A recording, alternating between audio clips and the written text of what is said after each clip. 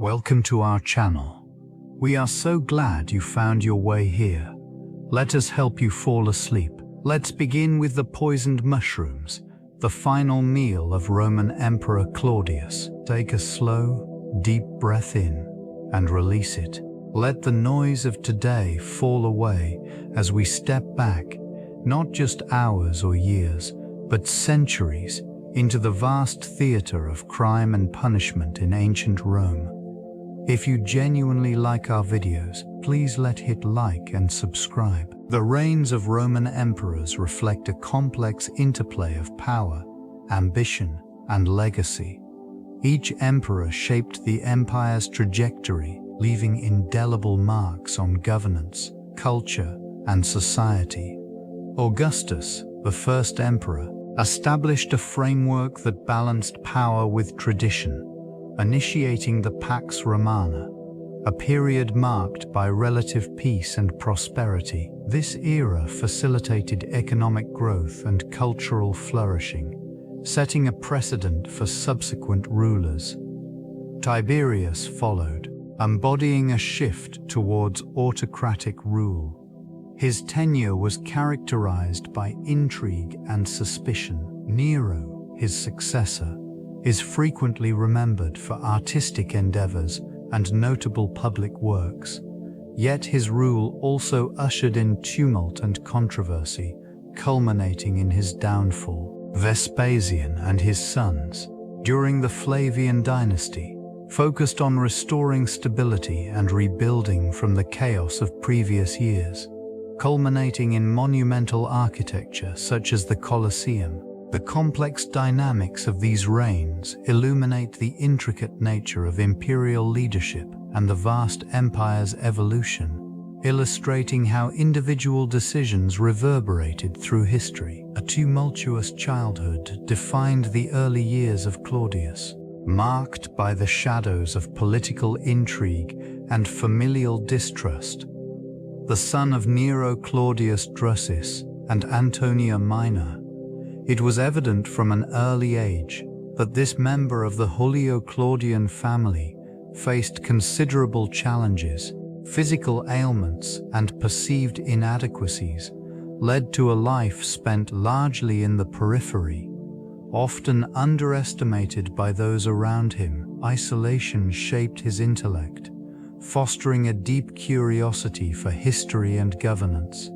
These pursuits would later inform his approach to leadership.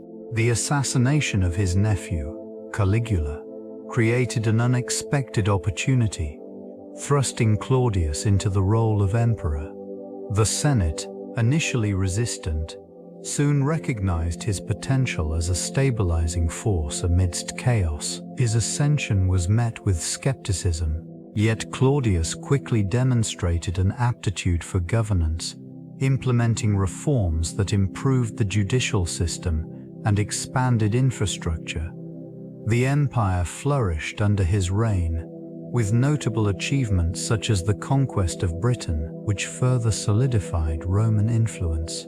Despite his successes, Claudius's rule was marked by a complex interplay of loyalty and betrayal. As alliances shifted and conspiracies brewed, his initial outsider status provided unique insights, allowing him to navigate the treacherous waters of imperial politics with a surprising deftness.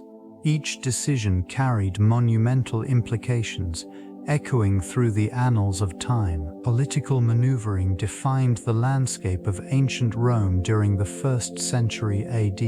It was a period marked by intrigue, betrayal, and a constant struggle for power among the elite.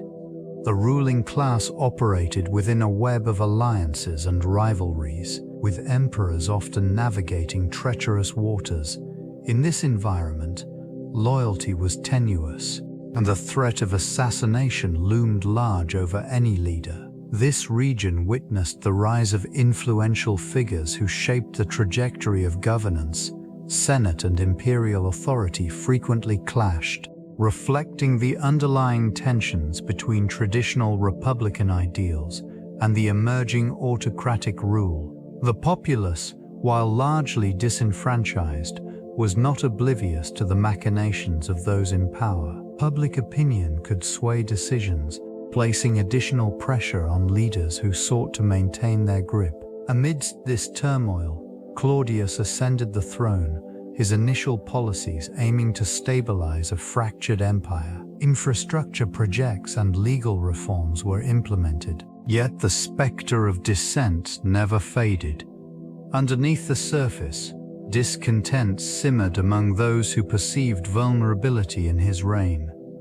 The lingering threat of plots against him culminated in a moment that would seal his fate, illustrating how precarious the balance of power remained. This precariousness defined an era, shaping the legacy of Rome for centuries to come.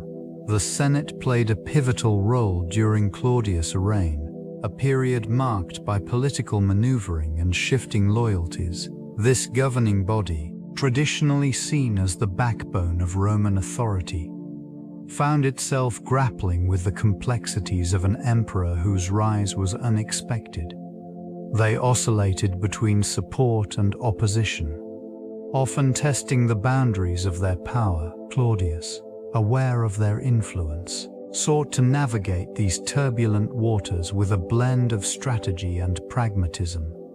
His initial approach involved strengthening ties with the Senate, granting them various privileges to maintain stability. Legislation was introduced to enhance their status, allowing for a semblance of shared governance. Yet, beneath these gestures lay an undercurrent of suspicion. The emperor's reliance on freedmen for administration often provoked disdain among senatorial ranks, leading to tensions that simmered just below the surface. This tension culminated in a series of conspiracies aimed at undermining Claudius, the Senate, while publicly presenting a facade of loyalty, engaged in clandestine plots, revealing a fractured loyalty that would mean all how to woe. Claudius sought to stabilize the empire through a series of reforms aimed at enhancing its administration. This period marked significant innovations in governance, with a focus on improving the efficiency of bureaucratic processes. The introduction of new provinces transformed the administrative landscape, allowing for more localized control and oversight. The establishment of an impartial civil service created a pathway for merit-based appointments, minimizing the influence of aristocratic connections. Legal reforms emerged as a cornerstone of Claudius's vision. He revised laws to protect the rights of the provincial populations, enhancing their integration into the empire. Such measures included the expansion of citizenship, which extended privileges to previously marginalized groups. This progressive approach fostered a sense of unity within the diverse territories. Infrastructure received particular attention, with extensive road construction facilitating trade and communication across the empire. Aqueducts and public baths reflected a commitment to public welfare, showcasing advancements in engineering and architecture. This focus on infrastructure was not merely practical. It symbolized the strength and stability of Roman authority. Claudius's engagement with the populace through public spectacles further reinforced his image as a benevolent ruler. These initiatives, while ambitious, also illuminated the complexities of governing such a vast empire, where every innovation bore the weight of potential unrest and dissent. Each reform, meticulously crafted, represented a delicate balance between progress and the ever-present undercurrents of political intrigue. The expansion of the Roman Empire under Claudius marked a significant chapter in its history. This period witnessed a series of military campaigns that extended the empire's reach into new territories. Britain became a focal point, its conquest driven by the desire to secure resources and assert dominance over rival tribes. The strategic landing at Richborough in AD 43 initiated a complex series of battles that gradually brought the island under Roman control. This region, once considered the edge of the known world, began to transform as Roman legions established forts and cities. Beyond Britain, Claudius oversaw the annexation of Mauritania, further establishing the empire's presence in North Africa. These expansions were not merely acts of aggression, they served to integrate diverse cultures into the Roman way of life. Infrastructure developments included roads, aqueducts, and public buildings, all of which facilitated the movement of goods and ideas across vast distances. The military endeavors, while essential for territorial gain, also created a legacy of governance challenges. Managing the newly acquired lands required a blend of diplomatic acumen and military strength. Local populations often resisted, leading to conflicts that demanded careful navigation. The balance between military might and administrative oversight became a hallmark of Claudius's reign, shaping the future course of imperial administration. Cultural development flourished under Claudius, revealing an appreciation for the arts that enhanced the Roman identity. This emperor's support extended to literature, theater, and architecture, fostering a vibrant nexus of creativity that resonated throughout the empire. Notable projects included the construction of grand public buildings, amplifying Rome's architectural grandeur and serving as a testament to his vision. A significant achievement, the Aqua Claudia, showcased advanced engineering, delivering fresh water to the city. Such infrastructure not only improved daily life, but also illustrated the empire's commitment to innovation. The aqueduct's elegant arches marked a transformative moment in Roman architecture, symbolizing progress and stability. Theater, too, gained prominence during this period. Claudius's patronage of the arts encouraged playwrights to explore themes reflecting societal values and historical events. These performances took place in stunning venues, some of which were newly constructed under his reign. The influence of these dramatizations reached far beyond entertainment, often serving as a vehicle for political commentary and cultural reflection. Claudius's reign also saw the revival of historical literature, with historians documenting the intricacies of Roman life and governance. This literary surge provided insights into the complexities of the empire, contributing to a richer understanding of its past. Artistic patronage thus became a vital element of Claudius's legacy, intertwining culture and governance in a lasting imprint on Roman history. Food played a pivotal role in the daily lives of Romans, serving not only as sustenance but also as a reflection of social status and cultural identity. Meals were carefully curated events, often consisting of multiple courses that showcased the wealth and sophistication of the host. This practice reinforced the importance of food as a means of communication, where the selection and presentation of dishes conveyed messages about power and prestige. The significance of dining extended beyond mere nourishment. It was a social ritual, an opportunity for political alliances and personal connections to solidify. Lavish feasts often featured exotic ingredients and elaborate preparations, highlighting the reach of Roman trade networks. Such displays were not solely for enjoyment, they were strategic, designed to impress guests and reinforce alliances. In the public sphere, food was intricately tied to religion and civic life. Festivals often included communal meals, fostering a sense of unity among participants. The consumption of certain foods was intertwined with religious observances, connecting the populace to their gods and traditions.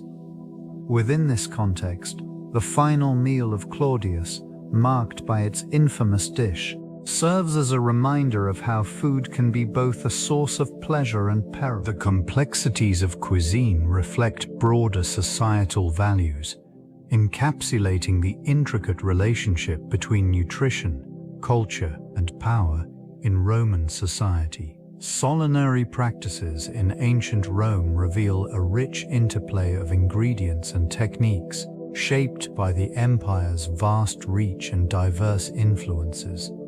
Staples such as grains, legumes, and vegetables formed the foundation of many meals, while the use of herbs and spices added layers of flavor and complexity. The inclusion of garlic, cumin, and coriander was essential, with each ingredient carefully selected for its taste, health benefits, and cultural significance. Preparation techniques often involved a combination of boiling, roasting, and baking. This region's cooking methods utilized clay ovens and braziers, allowing for the efficient and even cooking of various dishes. Meat, a luxury for many, was frequently reserved for special occasions and feasts, further accentuating its status in Roman society.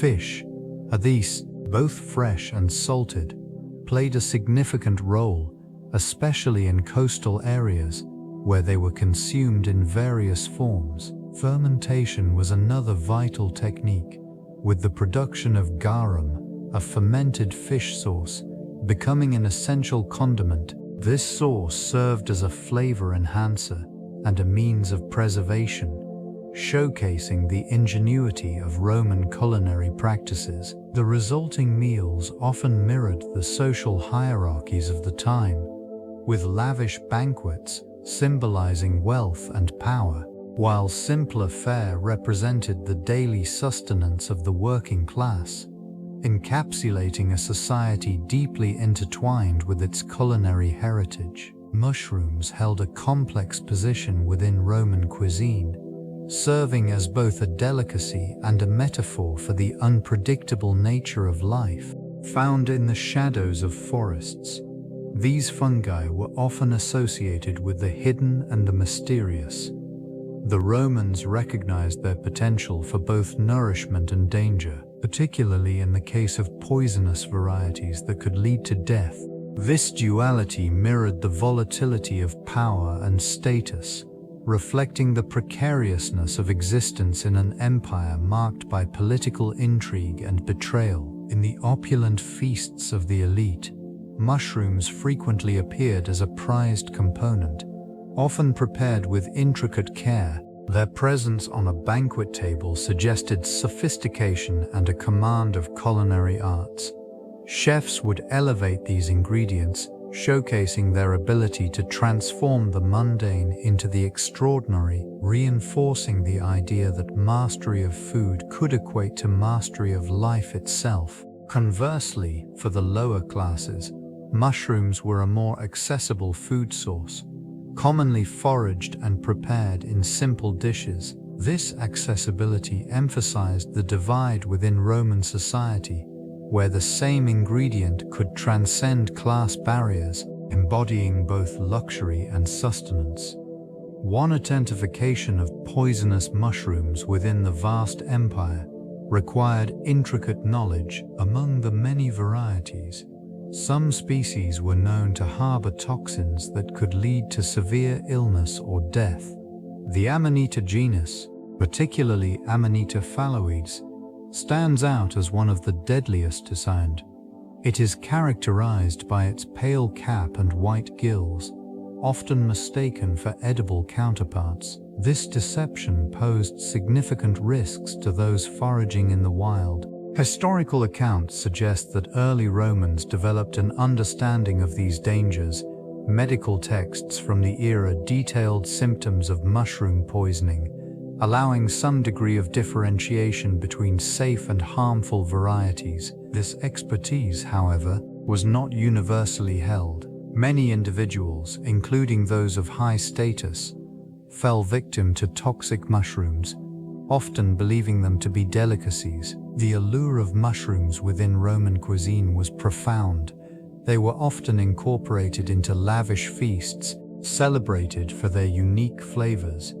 Yet, the potential for fatal consequences loomed over these gatherings, a stark reminder of nature's duality. The interplay of culinary art and natural hazard is evident in the legacy of those who met their end through misadventure. Such incidents serve as cautionary tales, highlighting the need for careful identification and respect for the natural world's complexities, especially within the corridors of power. The intricate realm of mycology unveils a diverse and often overlooked kingdom of life. Fungi inhabit environments ranging from the depths of the forest floor to the surfaces of urban structures. These organisms play crucial roles in ecosystems, acting as decomposers and nutrient recyclers. Their ability to break down complex organic matter enriches the soil, fostering plant growth and supporting entire food webs. Different species exhibit fascinating adaptations that enable them to thrive in various conditions. Some fungi, such as the well-known Amanita phalloides, exhibit toxic properties that can be lethal to unsuspecting foragers. The molecular structure of their toxins, including amatoxins, disrupts cellular processes, illustrating the delicate balance between nature's bounty and its dangers. Fungal relationships with plants, known as mycorrhizae, enhance nutrient uptake and water absorption, demonstrating symbiotic partnerships that are vital for sustaining terrestrial ecosystems. This region of study also reveals the intricate signaling mechanisms that govern these interactions, showcasing the sophistication of these seemingly simple organisms. Research into fungi has implications that extend beyond ecology. Their metabolites are harnessed in medicine, agriculture, and biotechnology, highlighting their potential benefits. Understanding these complex organisms requires ongoing exploration, as each discovery contributes to a broader comprehension of life's interconnectedness and the hidden marvels residing beneath our feet. Historical accounts illuminate the perilous nature of certain fungi, often revealing their role in tragic events. In ancient Rome, the delicate balance between nourishment and toxicity was acutely understood. The demise of Emperor Claudius stands as a striking example, where a seemingly innocuous meal concealed lethal substances. Certain species, such as the Amanita phalloides, are notorious for their insidious effects, leading to slow and agonizing deterioration of the body.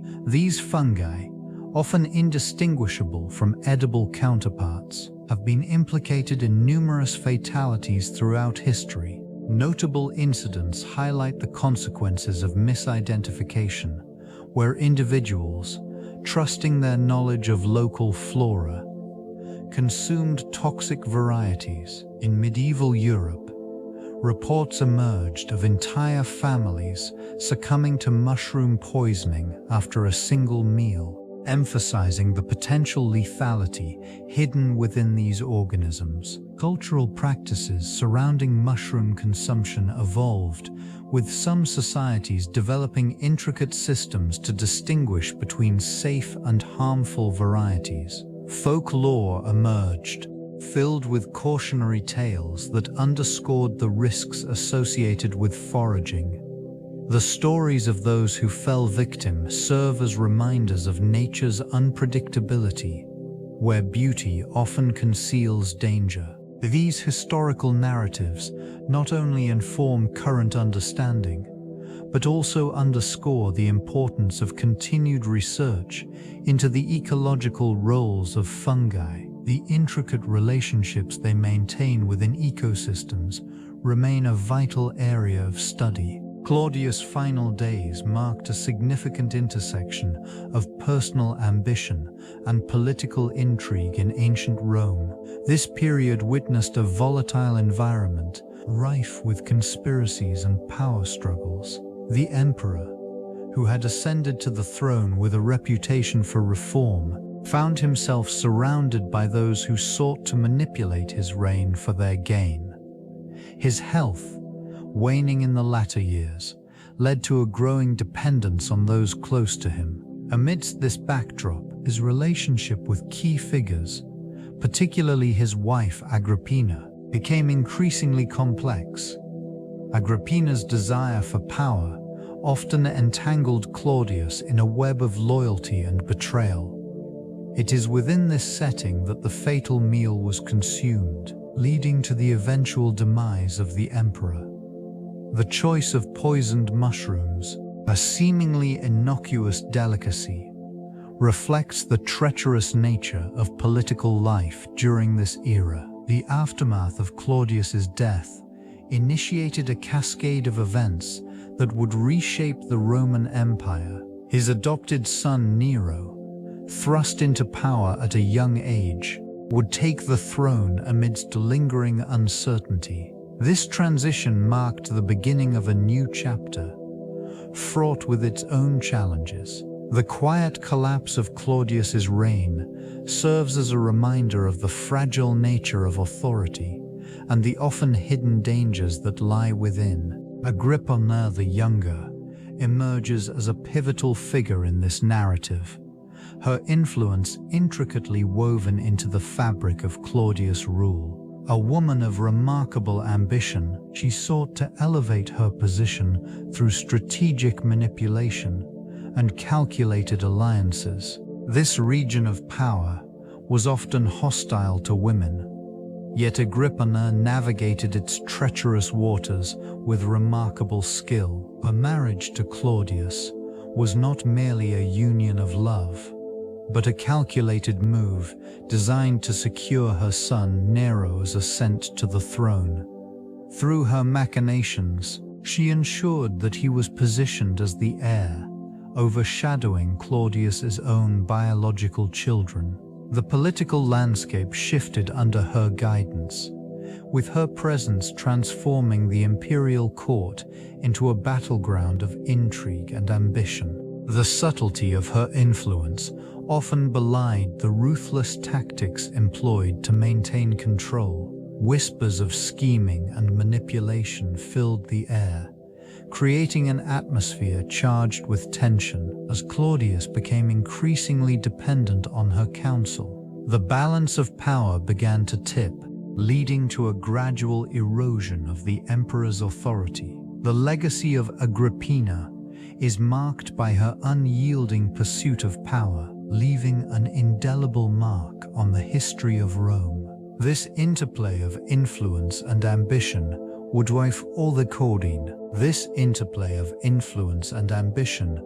lead to a series of calculated decisions, and Duisov, his reliance on advisors and the growing influence of Agrippina, fueled concerns among the Senate and the military elite. The prospect of a new dynasty, particularly one led by Nero, posed a threat to established orders. These individuals recognized that the poisoning of Claudius would not only eliminate an obstacle, but also reshape the political landscape. The method of assassination, employing poisonous mushrooms, reflects both a cunning strategy and the desperation of conspirators.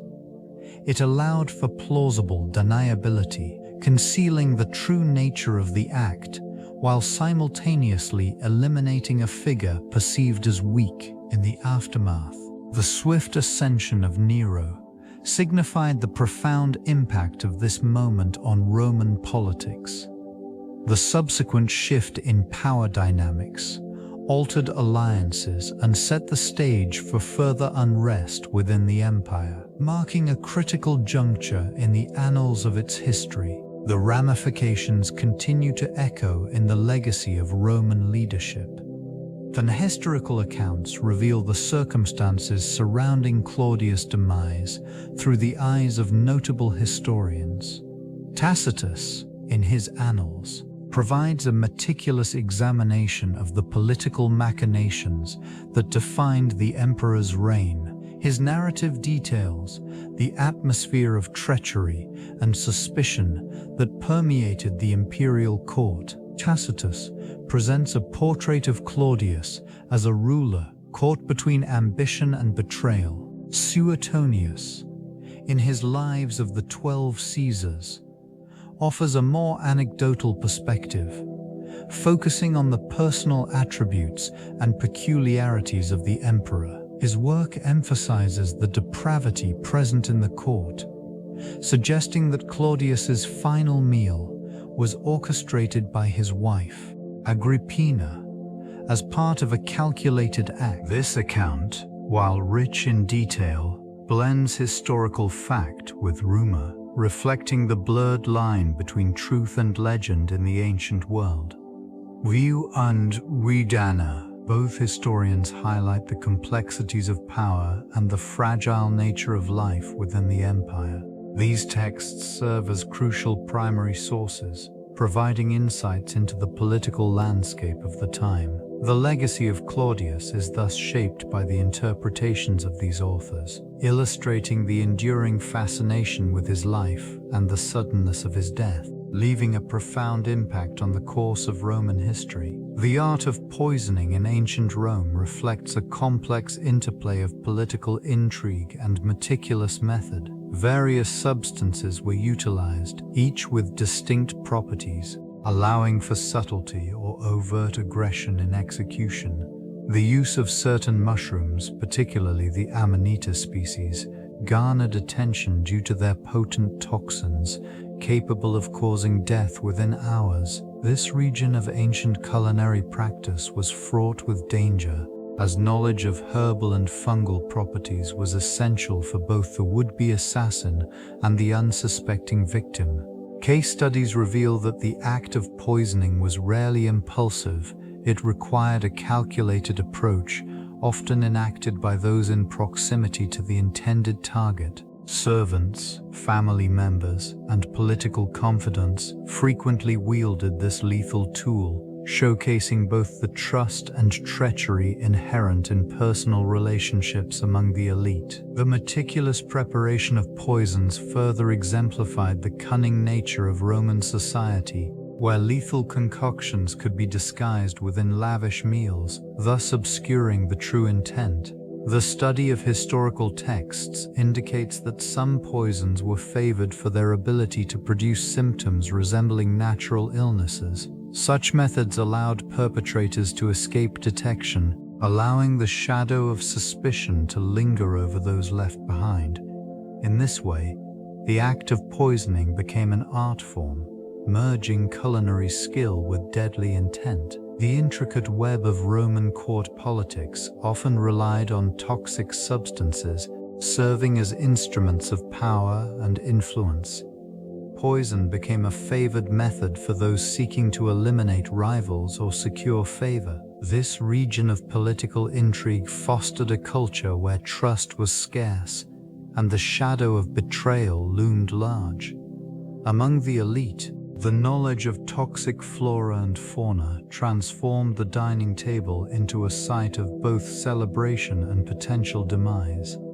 These toxic substances varied widely, with some derived from plants like hemlock and others from exotic sources. Each poison held a unique profile, affecting the body in specific ways, allowing assassins to tailor their choice according to the desired outcome. The use of such agents was not simply a means to an end, and it reflected the cunning and strategic thinking characteristic of Roman statesmen who navigated the treacherous waters of political life. Although in the midst of lavish banquets, the specter of death lingered, hovering over the sumptuous spreads, the art of poisoning was not merely about the act itself. It was a calculated maneuver in a complex game of loyalty and power. This lethal practice firmly established its place within the annals of history, leaving a legacy that still resonates in discussions of ethical governance and human ambition. The chilling reality of these choices echoes through time, illuminating the darker aspects of political life. The concept of plausible deniability permeated the intricate web of Roman politics, where the boundaries between loyalty and treachery blurred. Officials often operated within a delicate framework, allowing them to maintain a semblance of innocence while orchestrating nefarious plots. In this environment, The act of assassination became a calculated maneuver, skillfully disguised beneath layers of plausible justification. Subtlety marked these endeavors. Poison became the weapon of choice, offering a means to eliminate rivals quietly. This method afforded assassins the ability to distance themselves from culpability, as the cause of death could easily be attributed to natural causes or illness. The act of eliminating an emperor, such as Claudius, encapsulated this strategy, revealing the sinister precision employed by those vying for power. Political machinations thrived within a culture steeped in manipulation. Each conspirator operated under the assumption that their actions would remain shrouded in ambiguity, allowing them to evade repercussions. The murky waters of allegiances shifted constantly, leading to a landscape where trust was a fleeting luxury. This intricate dance of deception left a lasting imprint on the Roman psyche. The interplay between ambition and betrayal fostered an atmosphere where the specter of assassination lingered, a constant reminder of the fragility of power. In time, these events would serve as lessons, echoing through subsequent generations. The final meal of Roman Emperor Claudius consisted of a diverse array of dishes, each representing the culinary sophistication of the time. Among the offerings were delicately prepared fish, likely seasoned with a blend of herbs and oils, showcasing the expertise of the imperial kitchens. Alongside the fish, a selection of meats, possibly including game birds and small livestock, would have highlighted the opulence associated with the emperor's table. Accompanying these proteins, a variety of vegetables were undoubtedly present, providing both nutrition and color. This region of the Mediterranean was known for its fertile soil, yielding produce such as olives, grapes, and beans, which complemented the rich flavors of the meats. Bread, a staple food for all classes, would have completed the meal, perhaps accompanied by a selection of cheeses that reflected the local dairy practices. The inclusion of mushrooms, particularly those known for their toxic properties, stands out as a pivotal element in this feast. It is theorized that these fungi were intentionally chosen, their lethal potential hidden amidst the abundance of flavors. This choice highlights not only the culinary experimentation of the time, but also the treacherous politics surrounding the emperor's court. Each dish, in its own right, encapsulated the complexities of power, influence, and the fragility of life within the Roman Empire. Banquets served as a microcosm of Roman society, reflecting the intricate social hierarchies and cultural values of the time. These gatherings functioned not merely as occasions for feasting, but as vital platforms for political maneuvering and social bonding. The elite utilized elaborate meals to reinforce alliances and display wealth, with guests seated according to rank and status, an arrangement that underscored the inherent class divisions. Richly adorned tables were laden with an array of dishes, showcasing culinary artistry and the availability of rare ingredients. This region of indulgence also extended to entertainment, where poets, musicians, and orators were often invited, creating an environment that celebrated both intellect and opulence. These events fostered connections, allowing patrons to fortify their influence among peers while projecting an image of generosity. The significance of banquets transcended mere sustenance. They were essential to the fabric of social life. Rituals surrounding these meals, including toasts and the sharing of anecdotes, reinforced communal bonds. Yet, beneath the surface of conviviality lay an undercurrent of treachery, as political intrigue could transform a banquet into a stage for betrayal. The rituals surrounding Roman feasts were steeped in tradition and grandeur, often marked by elaborate preparations and meticulous attention to detail. This region, rich in cultural practices, witnessed gatherings that blended culinary artistry with social hierarchy. The host would select dishes that not only showcased wealth, but also reflected the season's bounty, ensuring an experience that would impress guests and cement status. Food served at these occasions often included delicacies rarely seen in everyday life, such as exotic meats, fruits, and intricate pastries. Each course was paired with carefully chosen wines, elevating the meal from mere sustenance to a celebration of abundance. The significance of the feast extended beyond the table. It reinforced alliances, solidified power dynamics, and allowed for the display of oratory skills through toasts and speeches. As conversations flowed, subtle signals of loyalty and ambition emerged, revealing hidden agendas among attendees. The atmosphere often oscillated between camaraderie and competition, a delicate balance that could shift with the slightest remark. In the shadows of this conviviality, the specter of suspicion lingered, as those gathered were acutely aware that the most lavish feasts could mask lethal intentions. A single meal could alter the course of history, marking the rise or fall of those gathered in the flickering candlelight. Under the watchful eyes of their peers, understanding the intricate etiquette of dining in ancient Rome reveals a complex social hierarchy, where every gesture and morsel consumed held significance. The arrangement of guests, reclining upon lavish couches, reflected their status, with the most esteemed positioned closest to the host. This region, rich with opulent decor and fine tableware, served as both a backdrop and a stage for the unfolding social dynamics. Utensils, primarily the fingers, dictated the manner of consumption. Guests would savor each dish, engaging in conversation that flowed like the wine, often punctuated by laughter and the clattering of goblets. The act of sharing food symbolized camaraderie, iti, yet it also reinforced the boundaries of power among those present. Each plate, laden with delicacies, acted as an unspoken testament to wealth and privilege. As courses progressed, the atmosphere transformed, influenced by the rhythm of the meal. The subtle dance of flavors was accompanied by the recitation of poetry or philosophical musings, elevating the dining experience beyond mere sustenance.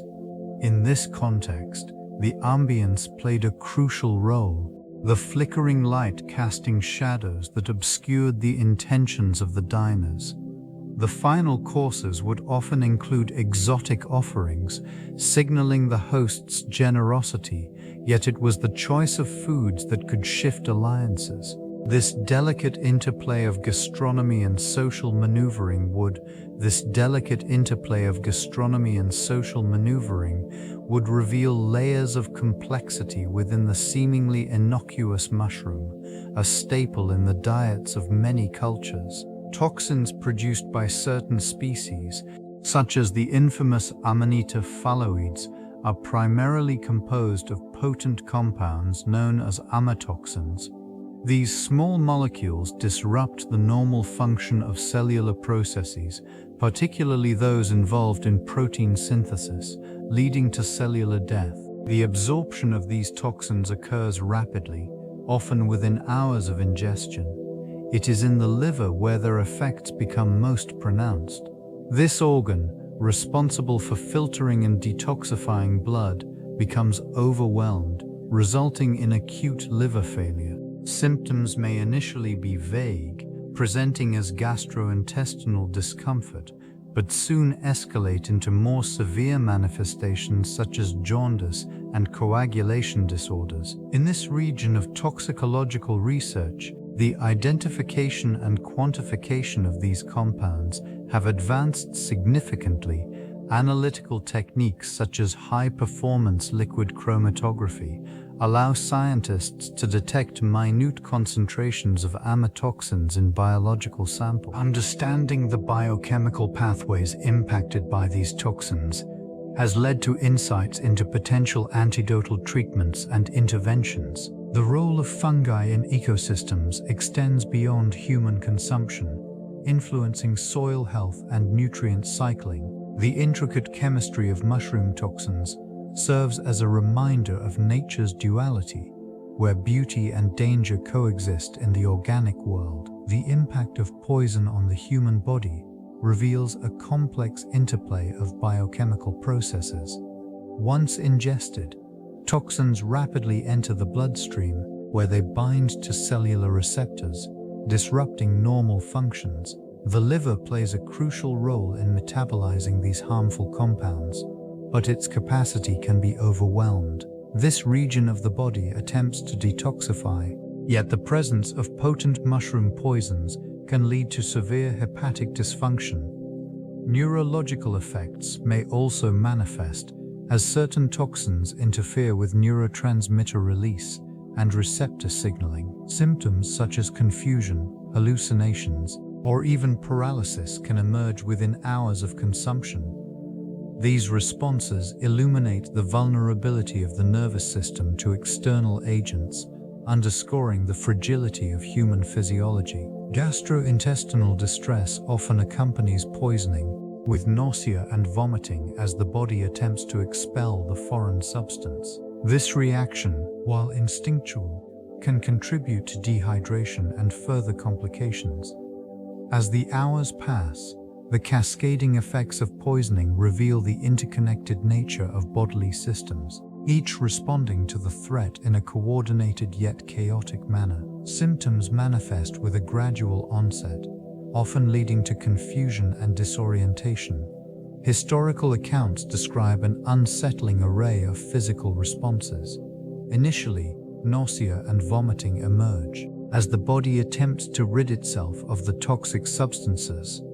This reaction is followed by abdominal pain, a clear signal that something is amiss within the gastrointestinal tract. As time progresses, the skin may display pallor or a yellowish hue, indicating liver distress. Some individuals report muscle weakness, accompanied by tremors, as their nervous systems struggle to cope with the toxins. The mind, once sharp and alert, may begin to falter, leading to delirium or hallucinations.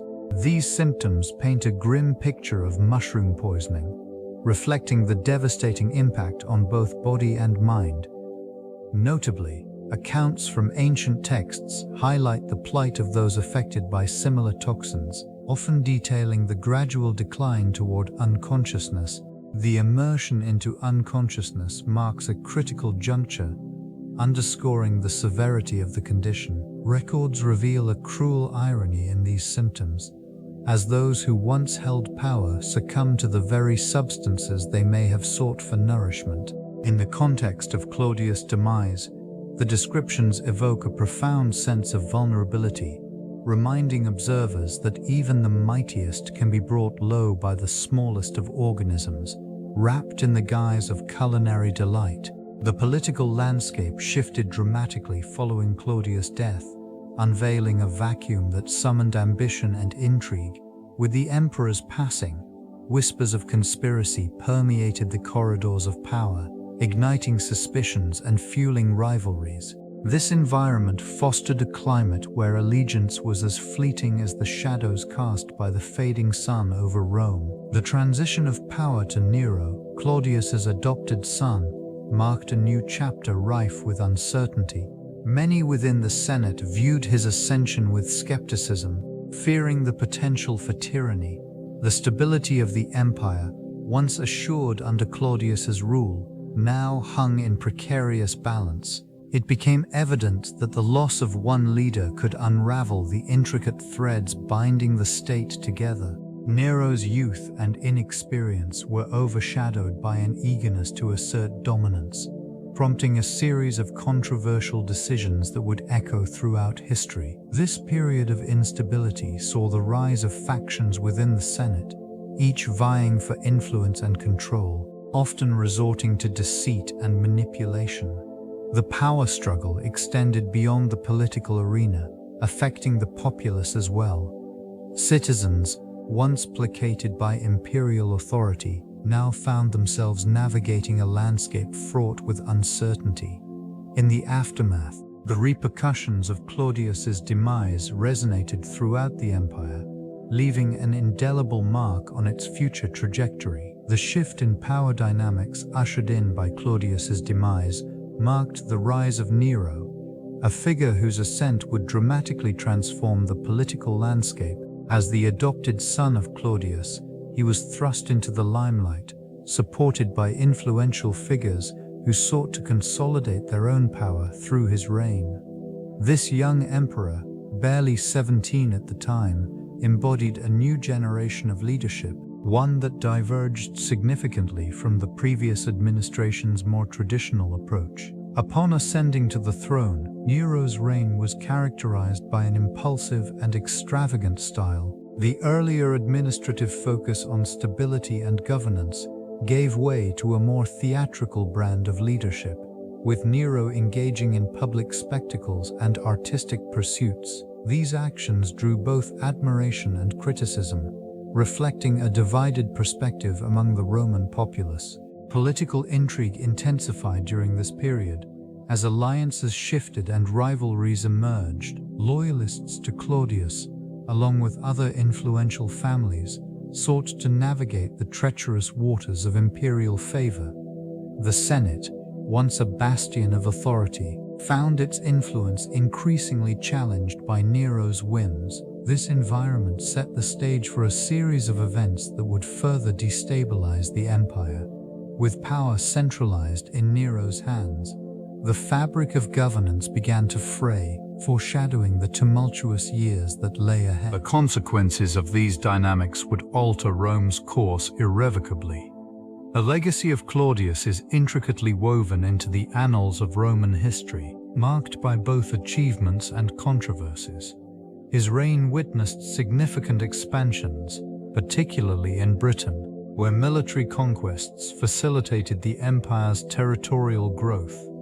This region became a focal point, revealing his ambition to bolster Rome's influence. Infrastructure improvements flourished under his governance, exemplified by the construction of aqueducts and roads, which enhanced connectivity and public health. Interpretations of Claudius's rule vary widely among historians. Some view him as a capable administrator who navigated a complex political landscape, while others regard him as a puppet, manipulated by those around him. The narratives surrounding his final meal, tainted by betrayal, contribute to the darker aspects of his legacy. It serves as a poignant reminder of the fragility of power within the imperial court. The aftermath of his death sparked a succession crisis, igniting power struggles that reverberated throughout the empire. Such events often overshadow the administrative advancements he achieved. These developments, while significant, remain entangled in the more sensational aspects of his life. Modern scholarship continues to explore these themes, analyzing the interplay of power and governance during Claudius's reign. His legacy endures, prompting reflection on the complexities of leadership in a time marked by intrigue and ambition. The complexities of leadership extend into the roles played by women within the intricate web of Roman politics. Agrippina, the wife of Emperor Claudius, exemplifies the significant influence that women could wield behind the scenes. Her presence in the imperial court was not merely as a consort, but as a formidable political strategist. This region, characterized by its patriarchal structures, nevertheless allowed select women to navigate its power dynamics with astuteness. Agrippina's ambitions for her son, Nero, illuminated the potential for women to shape succession and governance. Through deft maneuvering, she positioned him as a contender for the throne. Such actions reveal the subtlety with which women could operate, often employing familial connections to secure political advantages. The corridors of power were not exclusively male domains. They were places where influence could be exerted through kinship and intellect. These ruins of political ambition are marked by alliances and rivalries, with Agrippina at their center. Her ability to influence decisions, both personal and political, reflects a nuanced understanding of the levers of power. The complexities of her role serve as a reminder of the intricate layers of influence that permeated Roman governance, revealing that even in a male-dominated society, women could leave indelible marks on history through their strategic engagements. The relationship between Claudius and his family was marked by tension, ambition, and a constant struggle for power. His marriage to Messalina, characterized by her formidable influence and notorious reputation, set the stage for a tumultuous domestic landscape. This environment fostered an atmosphere of distrust, where loyalty was often overshadowed by betrayal. Messalina's desire for control led her to orchestrate intrigues that would, Claudius, often perceived as a figure lacking in decisive authority, found himself navigating a complex web of familial loyalty and political aspirations. His children, particularly those of Messalina, were caught in the crossfire of dynastic ambitions. The power struggles within this household reflected the broader dynamics of Roman politics, where familial ties could either fortify or fracture alliances. The eventual demise of Messalina, executed for her perceived treachery, marked a significant turning point in Claudius's reign.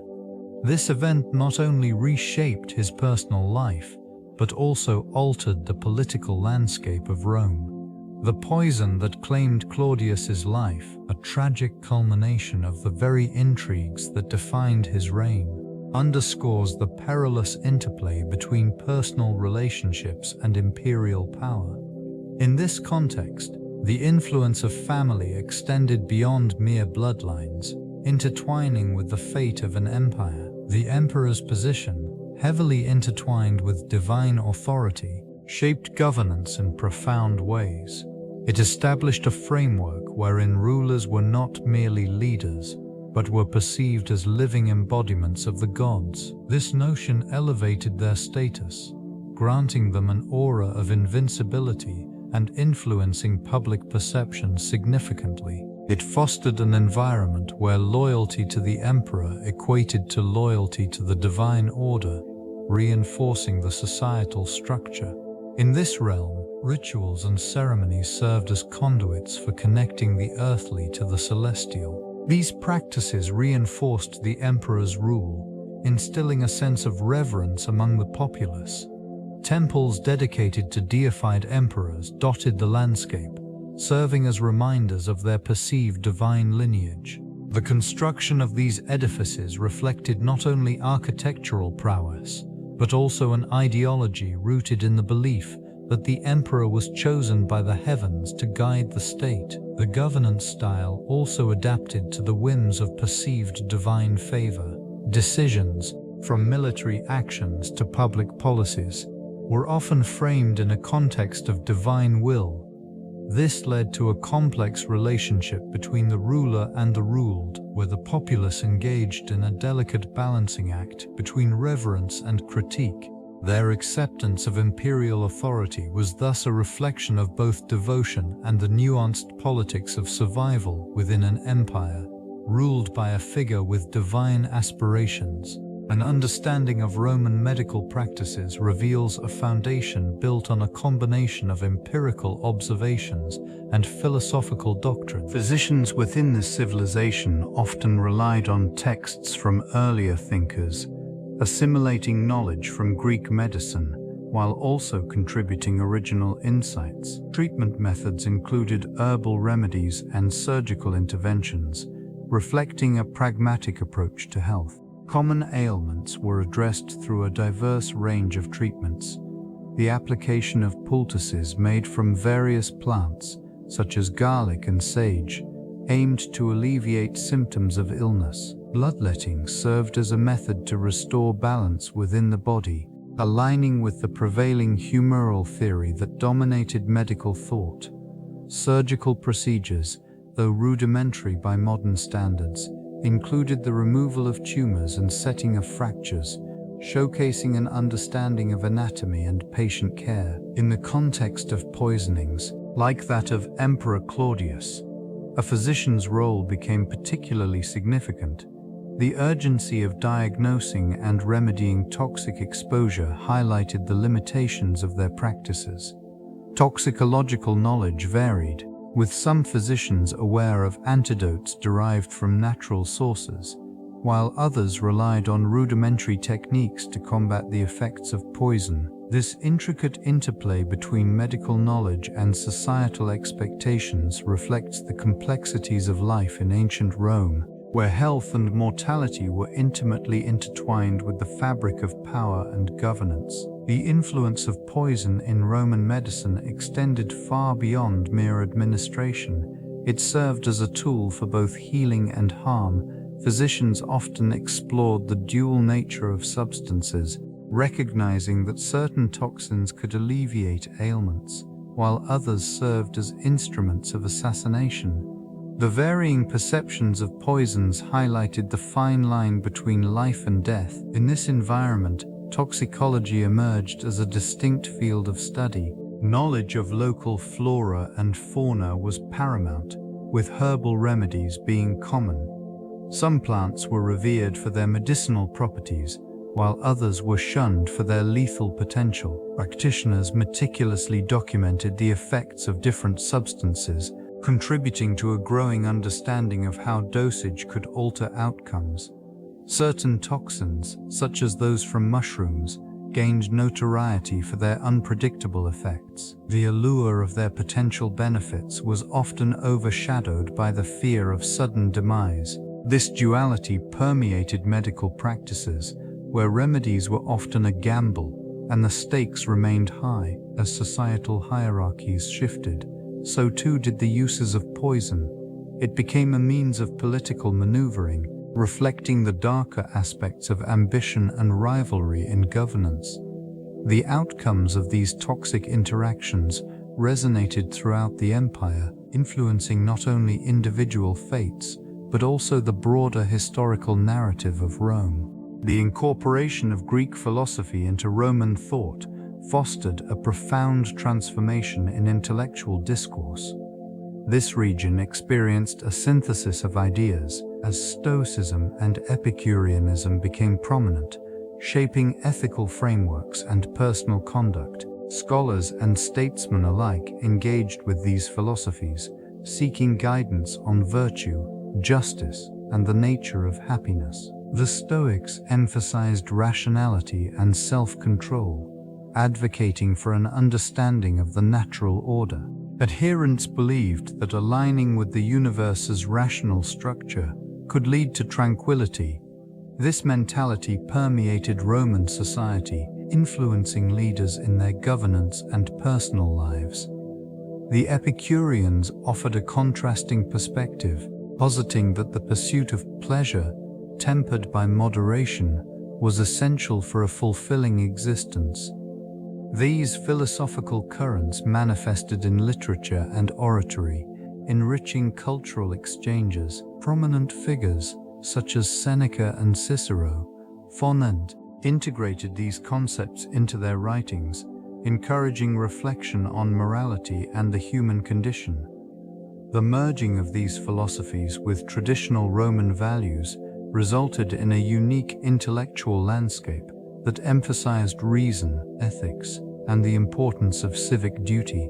In this evolving framework, questions surrounding the nature of existence and the role of human agency became central. The legacy of Greek thought endured, laying the groundwork for subsequent philosophical developments that would resonate long after the fall of Rome. The exploration of poison in Roman literature reveals multifaceted allegories intertwined with themes of power, betrayal, and morality. This toxic motif frequently represents the darker aspects of human nature, often manifesting in the treacherous dynamics of political intrigue. Characters imbued with ambition may resort to lethal substances, symbolizing the lengths to which individuals will go to achieve dominance. Such narratives illustrate the intersection of ethics and ambition, where the act of poisoning transcends mere physical harm, becoming a profound commentary on human relationships. Literary works from this era often employ poison as a metaphor for deceit, suggesting that emotional and psychological manipulation can be as destructive as the most potent toxins. This region of literature reflects societal anxieties surrounding trust and loyalty, particularly in the context of leadership. The poisoned chalice serves as both a literal and figurative warning against the perils of unchecked ambition, reminding readers of the fragility of power. Through characters who wield poison as a tool, the moral implications of their actions echo throughout the narratives. They illustrate how the pursuit of self-interest can lead to irrevocable consequences, not only for the victim, but also for the perpetrator. Such reflections on poison enrich the understanding of Roman society, illuminating the complexities of human behavior in a world driven by ambition and treachery. The concept of martyrdom in Roman politics often served as a powerful tool for shaping public perception and legitimizing authority. Figures who died for their beliefs or causes were frequently venerated, their sacrifices casting a long shadow over their adversaries. This phenomenon was particularly evident during periods of political unrest, where the line between loyalty and betrayal blurred, and individuals became symbols of resistance or virtue. Martyrdom transformed personal tragedies into collective narratives, allowing the populace to rally around a cause or a figure. It established an emotional connection that transcended mere political allegiance, fostering a sense of shared identity among citizens. The stories of these figures resonated deeply, often serving as cautionary tales or sources of inspiration. In this intricate web of political drama, the motivations for martyrdom were complex. Leaders could manipulate the narratives surrounding fallen figures, painting them as heroes in contrast to their enemies.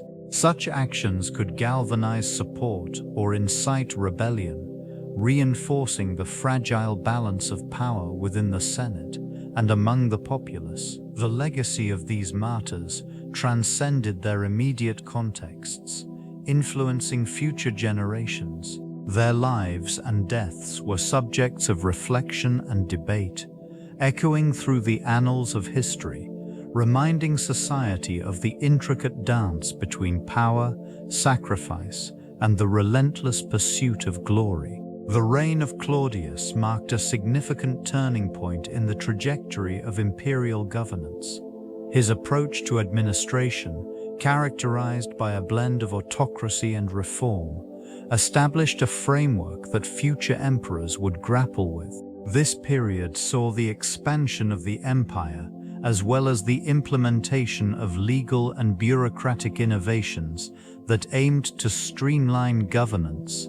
Improvements in the infrastructure, such as roads and aqueducts, enhanced communication across vast territories, setting a precedent for those who followed. Claudius' legacy also bore the weight of political intrigue. The assassination that marked his demise served as a stark reminder of the vulnerability inherent in absolute power.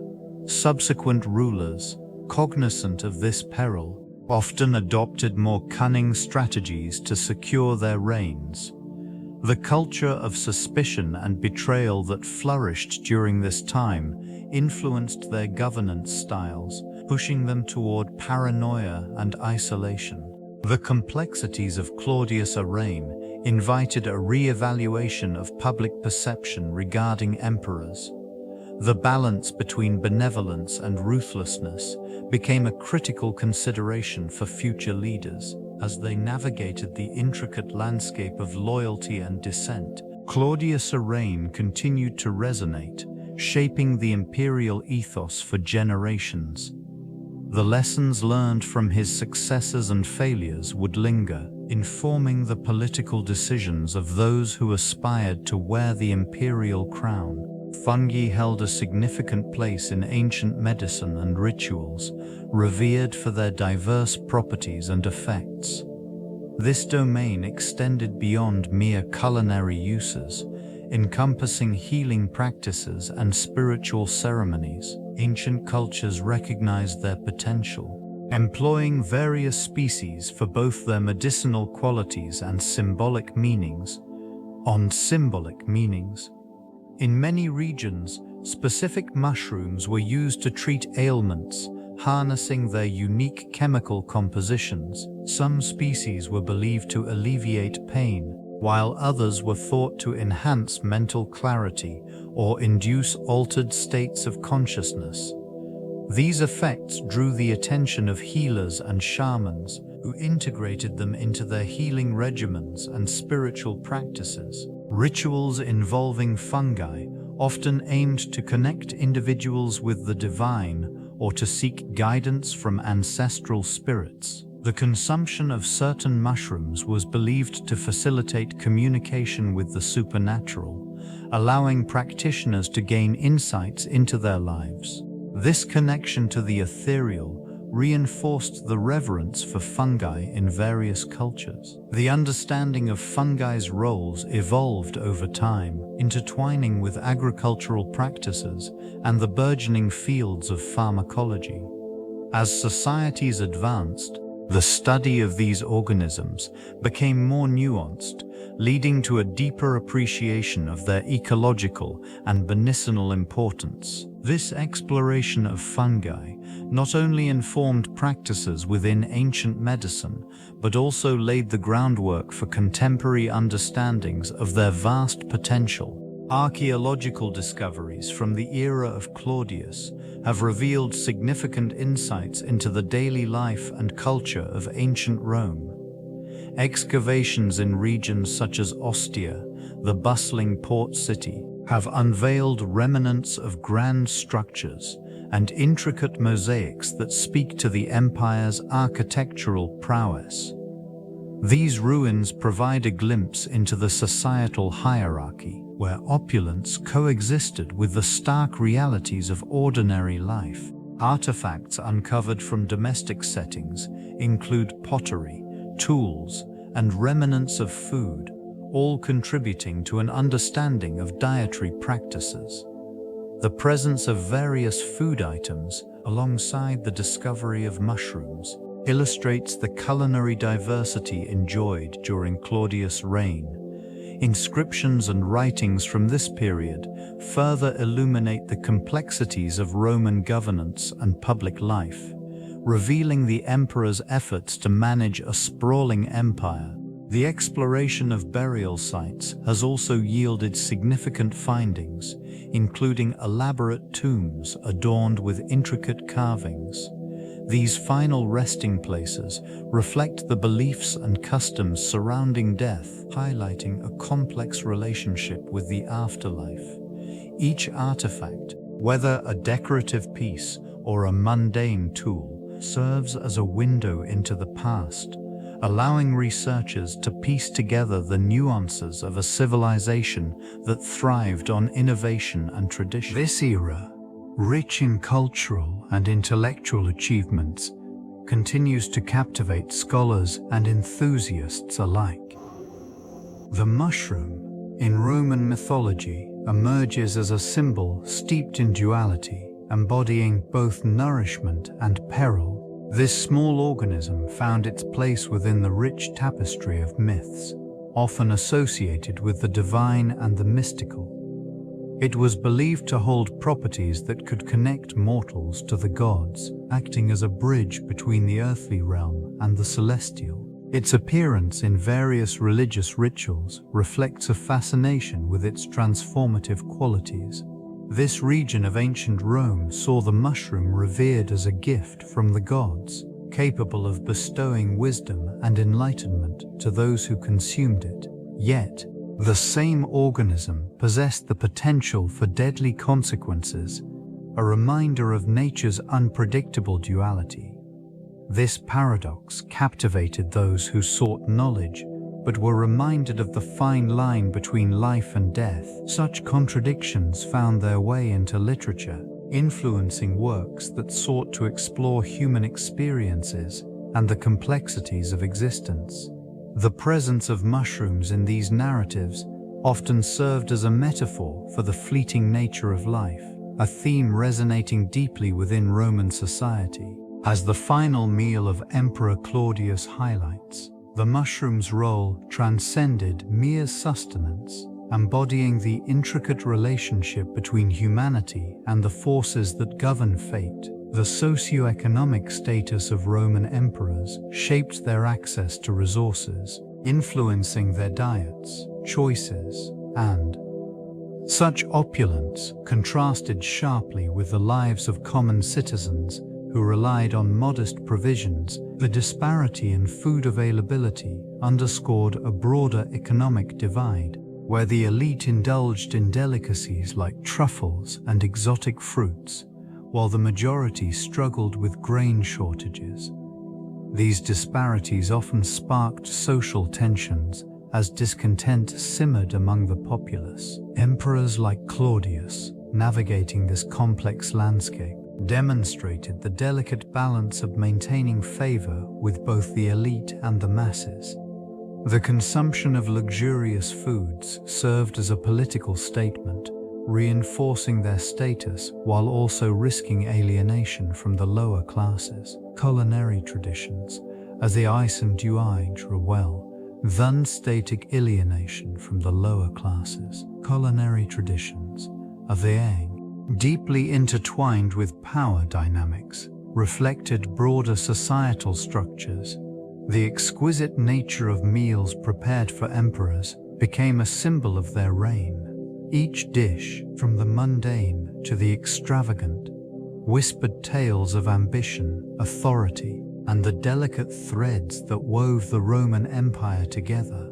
Power in Rome often manifested itself through the lavishness of meals. It was not merely sustenance, but a display of dominance, a way to assert status. The opulence of a banquet signified more than wealth. It revealed the intricate hierarchy within society. Each ingredient had its place, and the manner in which food was presented reflected the power dynamics at play. Rare spices and exotic delicacies became symbols of influence, sought after by those vying for favor. Communal meals served as a stage for political maneuvering. The seating arrangements, the choice of dishes, and even the wines served reflected allegiances and rivalries. Action taken over a shared meal could alter the course of alliances, with food acting as both a catalyst and a vehicle for negotiations.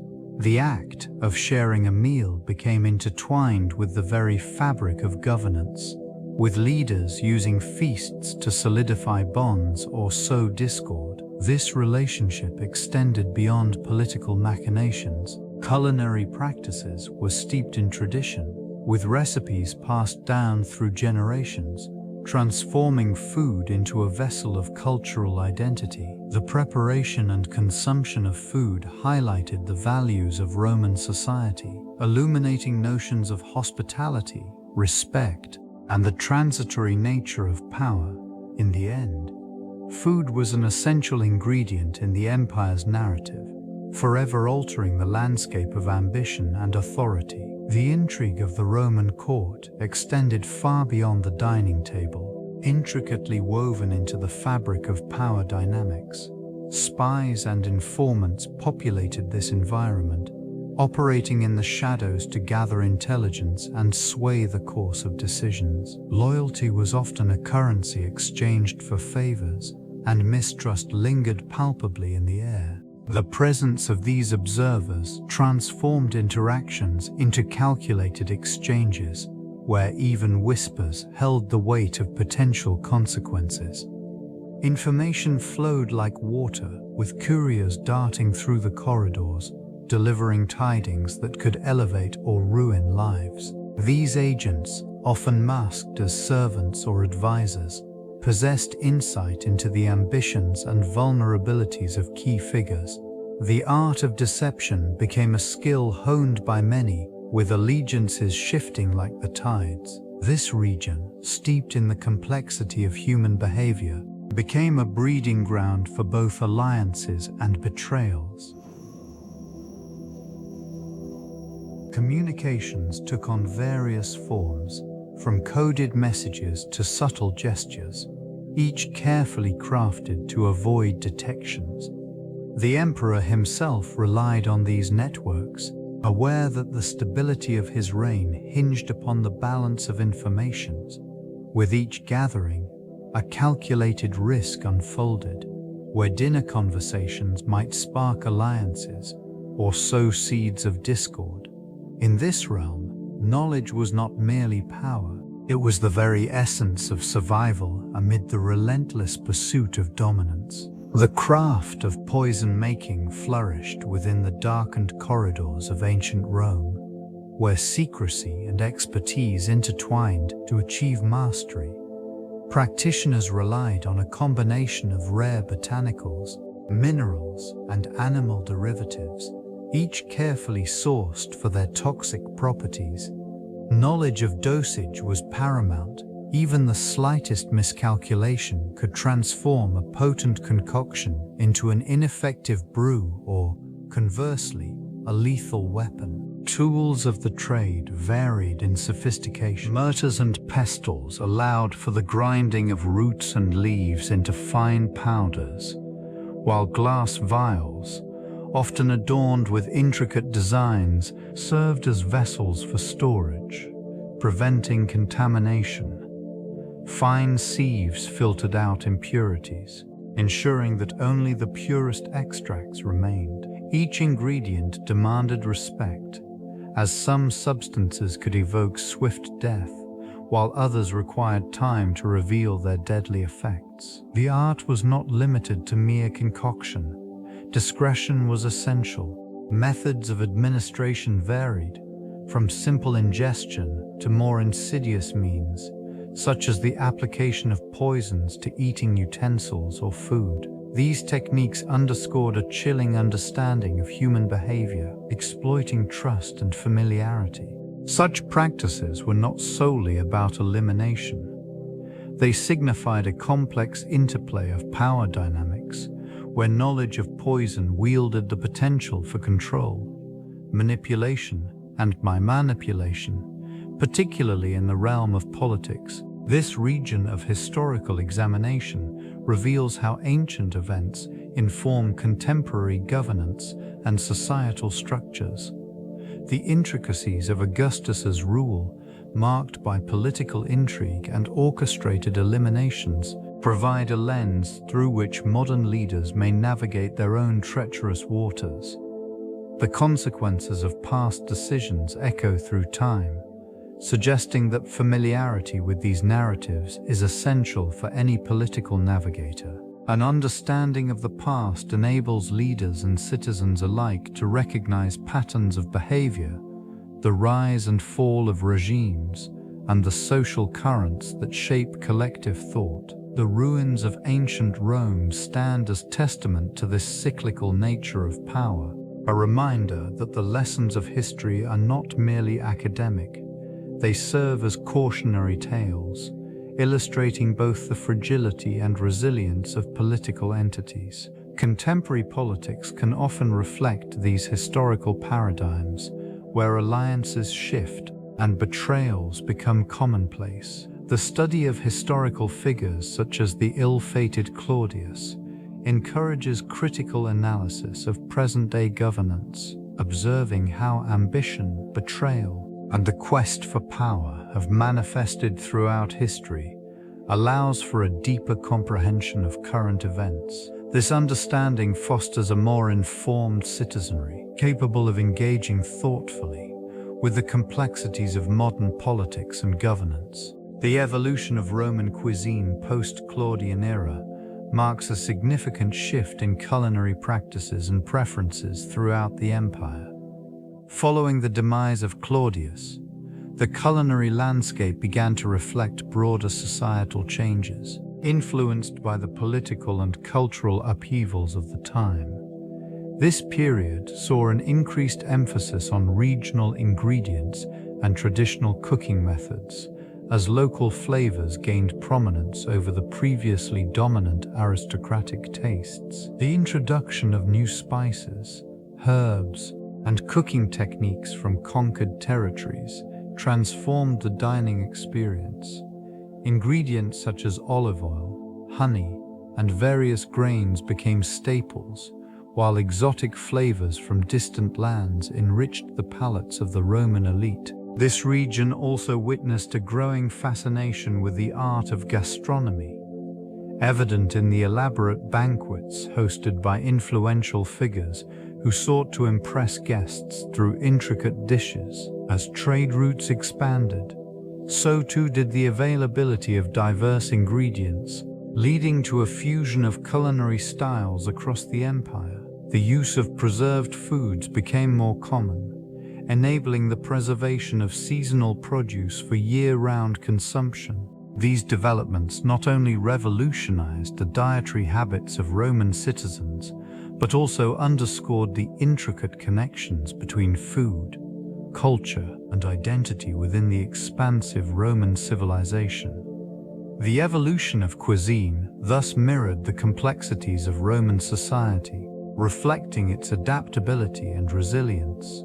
The implications of Claudius' death reverberated through historical narratives, shaping perceptions of power and intrigue in ancient Rome. His sudden demise, attributed to poisoned mushrooms, marked a pivotal moment in the annals of imperial history. This incident served as a catalyst for the exploration of themes such as betrayal, ambition, and the precarious nature of political life. The circumstances surrounding his passing were meticulously chronicled by contemporary historians. They painted a portrait of a ruler whose reign was overshadowed by suspicion and the machinations of those closest to him. The narrative surrounding Claudius' final meal became emblematic of the volatile interplay between emperor and court, illustrating how trust could dissolve into treachery within the confines of the palace. In subsequent centuries,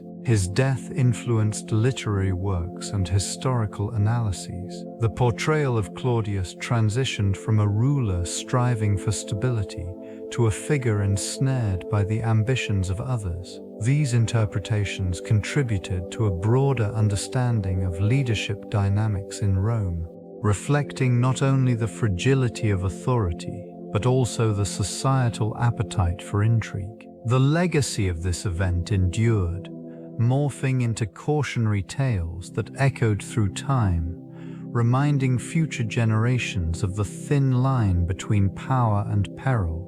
The fascination with Claudius ad end persists, illustrating how history's narratives are often shaped by the shadows of personal tragedies. The representation of mushrooms in art and literature reveals their dual symbolism, oscillating between allure and danger.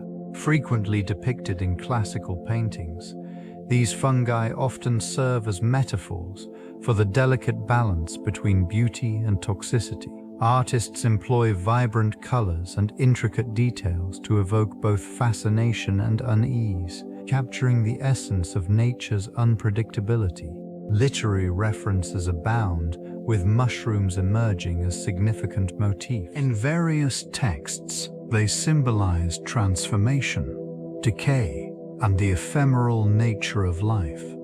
Their rapid growth and sudden appearance can reflect themes of mortality and the unexpected turns of fate. Poets and writers have long utilized this imagery to convey complex emotions, weaving the presence of mushrooms into narratives of human experience. In folklore, these organisms are often shrouded in mystery, associated with the supernatural and imbued with magical qualities. The allure of the unknown captivates the imagination, provoking curiosity about the hidden dangers lurking beneath their caps. The duality of mushrooms as both sustenance and poison, is a reminder of the fine line between nourishment and harm. Cultural interpretations vary across regions, with some embracing their culinary potential, while others remain cautious, recognizing the risks inherent in their consumption. This multifaceted representation speaks to a deeper understanding of nature's complexities and humanity's enduring relationship with it.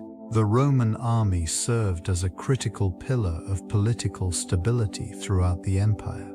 It provided not only military protection, but also a means of enforcing the authority of the emperor. This institution was often viewed as a cohesive force, capable of suppressing dissent and maintaining order across vast territories. Its presence acted as a deterrent against external threats, while simultaneously solidifying internal governance. Loyalty within the ranks was paramount, with soldiers bound to their commanders and the emperor. This allegiance was often rewarded with land grants and financial bonuses, creating a symbiotic relationship between the military and the ruling class. The legions were not merely instruments of war, they also facilitated the spread of Roman culture and law, establishing a common identity among diverse peoples. In moments of political upheaval, the army frequently played a decisive role in shaping outcomes. Instances of civil strife saw legions choosing sides, determining the fate of emperors and altering the course of history. The delicate balance of power hinged on the trust and support of these soldiers, making their loyalty essential for stability. As the empire expanded, the challenges of governance became more complex. The military's role evolved, adapting to new threats and shifting political landscapes, ensuring that the foundations of Roman authority remained intact through centuries of change. The complexities of political rivalry in ancient Rome shaped the governance and stability of the empire. Ambition often fueled personal conflicts, leading to a series of calculated maneuvers among senators and generals alike. Alliances were forged in the shadows, with patrons seeking to elevate their standing while simultaneously undermining opponents.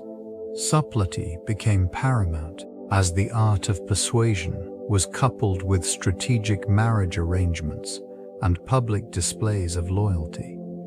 The Senate served as a battleground where rhetoric and influence intertwined. It transformed into a space of both collaboration and contention, where leaders sought to outmaneuver one another through legislation and public opinion.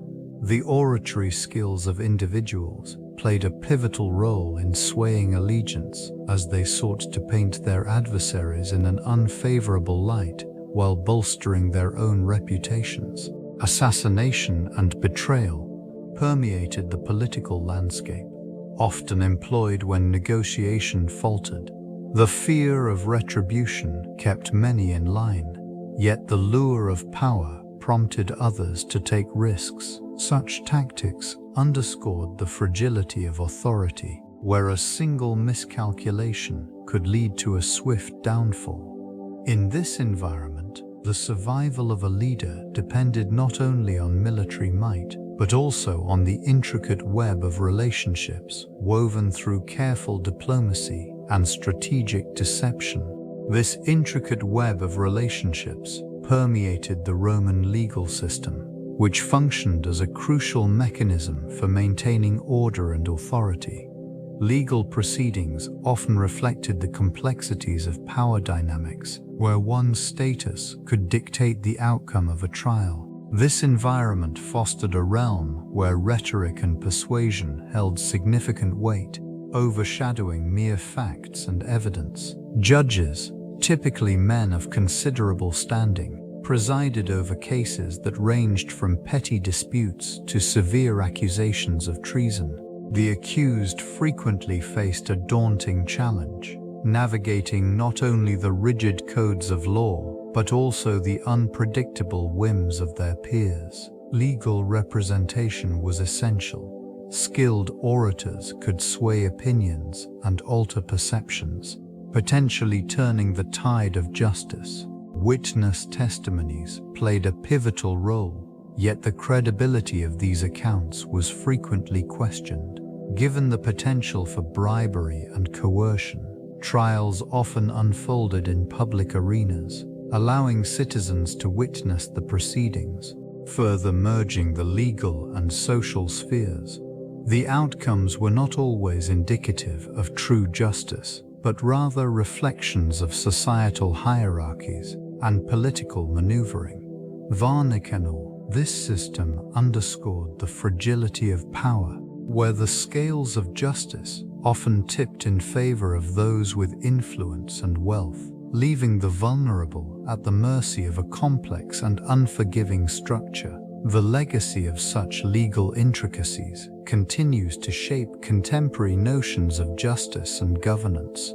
Loyalty and betrayal formed a complex web within Roman society, intricately woven into the fabric of political and personal relationships. Social hierarchies dictated allegiances, often shifting in response to ambition and power struggles. The bonds of loyalty were expected to be unwavering, yet the harsh realities of governance frequently led to betrayal, revealing the precarious balance of trust among the elite. Amidst this backdrop, figures such as Claudius navigated these treacherous waters, surrounded by advisors and family members whose motives were often obscured. The atmosphere within the imperial court pulsated with intrigue, where whispers of discontent and schemes for advancement mingled.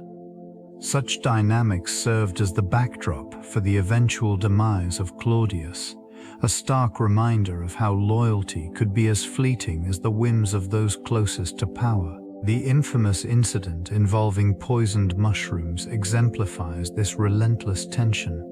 A seemingly simple act of sharing a meal transformed into a profound betrayal, underscoring the vulnerability of even the highest-ranking individuals. This event perpetuated a legacy of mistrust, influencing subsequent rulers and shaping the political landscape. Loyalty, once a cornerstone of governance, became intertwined with the constant threat of betrayal, altering the course of history in subtle yet significant ways.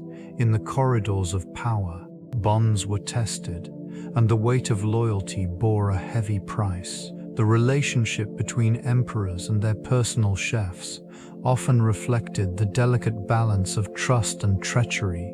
In the opulent kitchens of ancient Rome, culinary artisans crafted exquisite dishes, employing both local ingredients and exotic imports.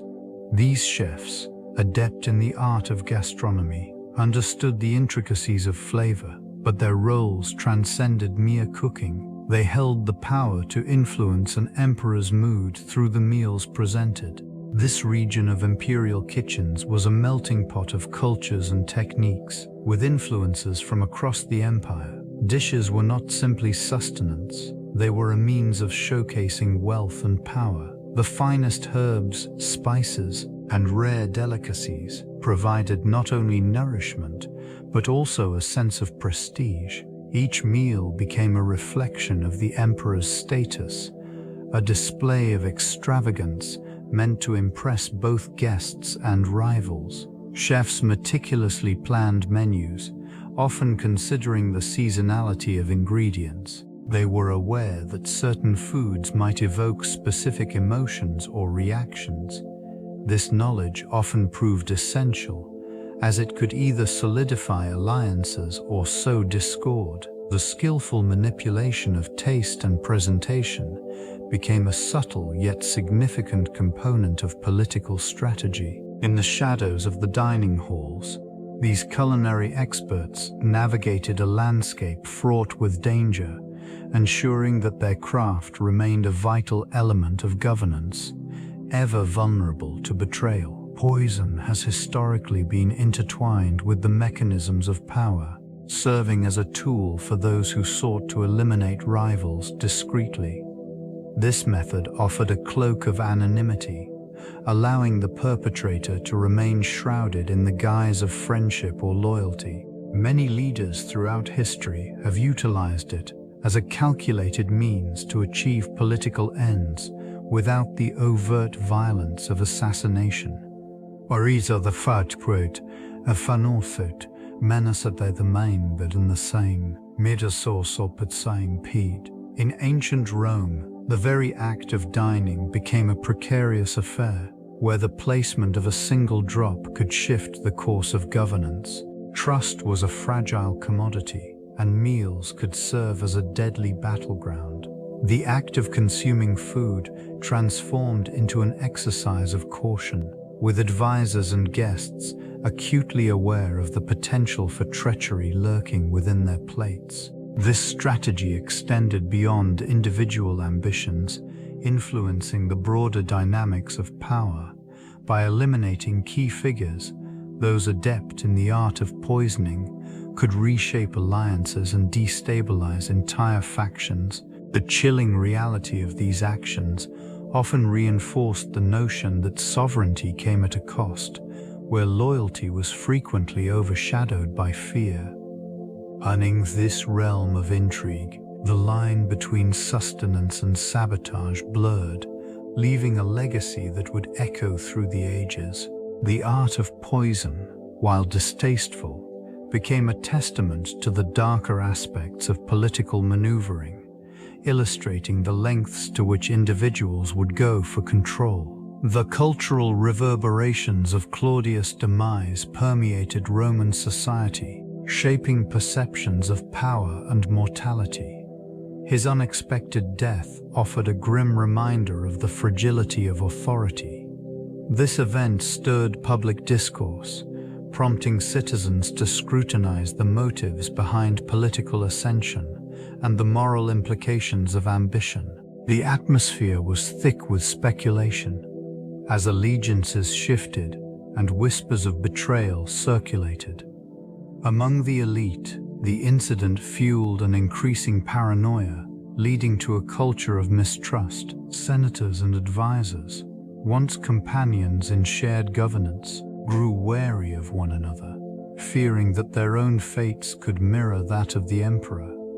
The notion of poison became emblematic of the era, symbolizing not only treachery but also the desperation for power. Artistic depictions of the event began to emerge, capturing the essence of intrigue and betrayal. These representations served as both cautionary tales and entertainment, reinforcing a narrative that celebrated cunning over valor. Public forums and literary works delved into themes of loyalty and ambition, echoing the complexities of human nature. The legacy of Claudius, though marred by his controversial end, inspired a renewed focus on governance and ethics. His death became a pivotal moment, reflecting the intricate balance between ambition and morality within the vast machinations of imperial Rome. The complexities of power and control manifest vividly in the context of leadership dynamics. This phenomenon influences not only individual actions, but also the broader environment of governance. Those who ascend to leadership positions often grapple with the weight of expectations, both from their peers and the populace.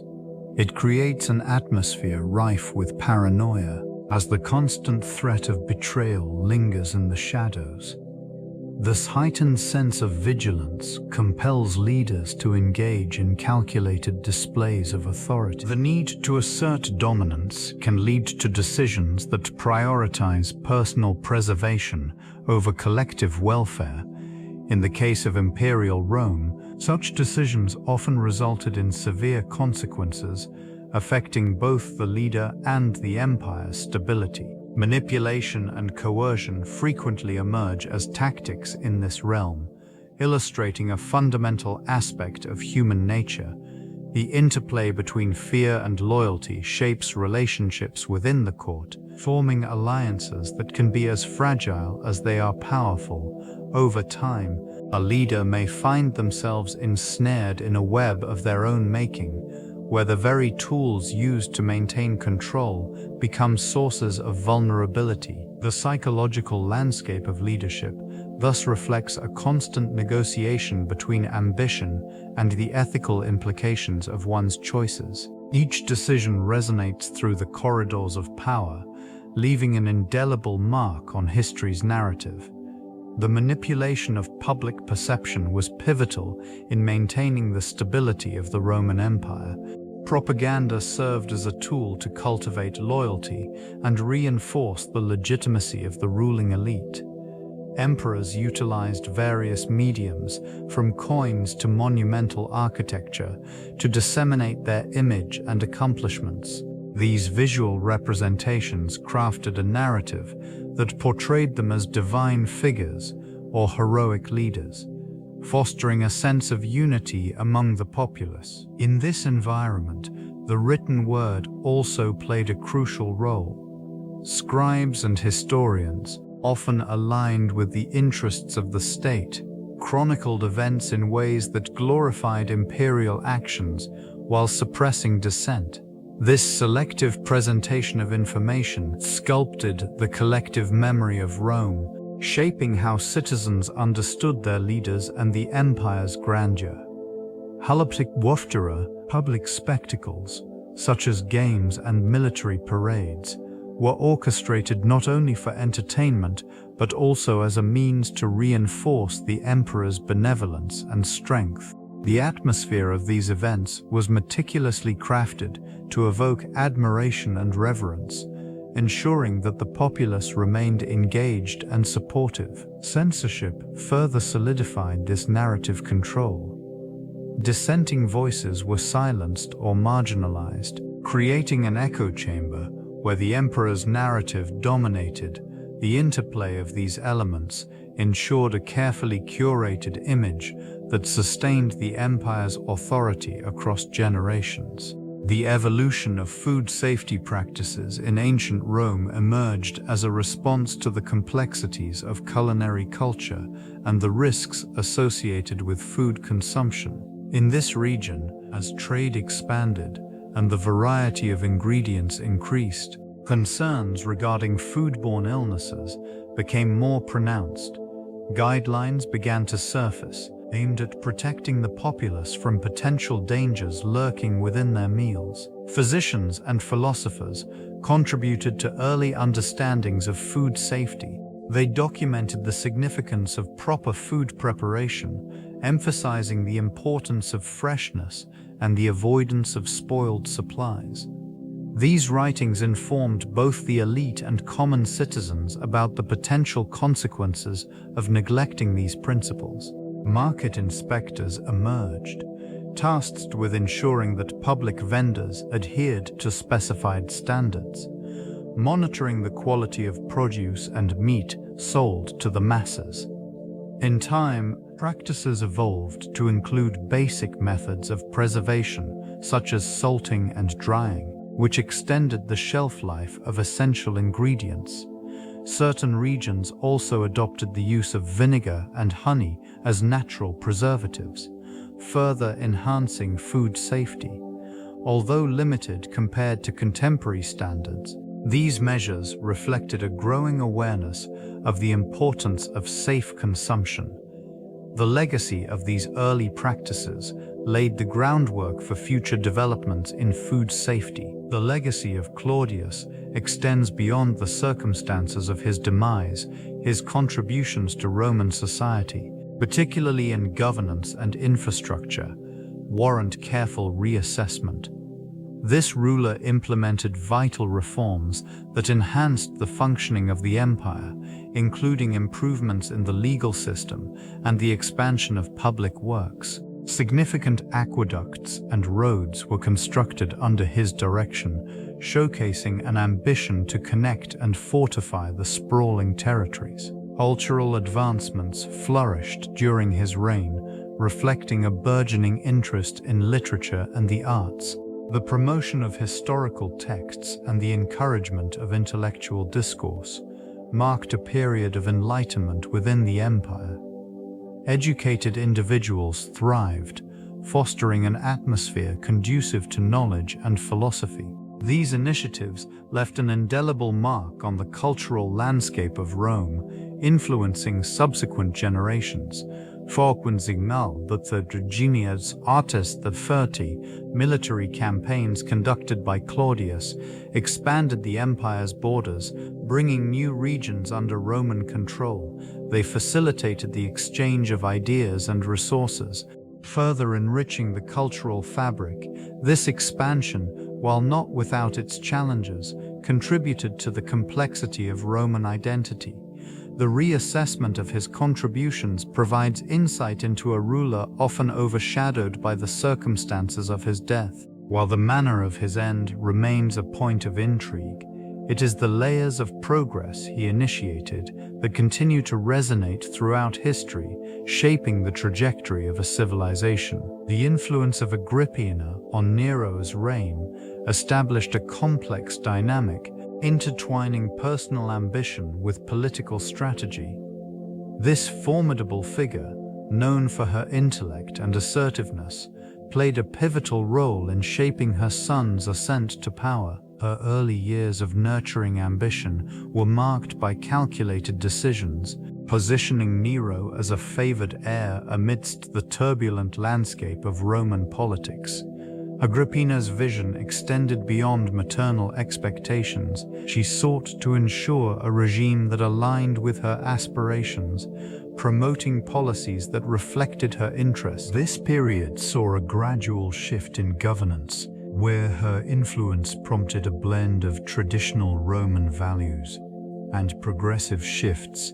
Advisors and senators found themselves navigating a court infused with her strategic presence, leading to a redefinition of authority. As Nero assumed the throne, the initial phase illustrated a consolidation of power, heavily influenced by Agrippina's direction. The reign commenced with an emphasis on public welfare and cultural patronage, aiming to win the favor of the populace.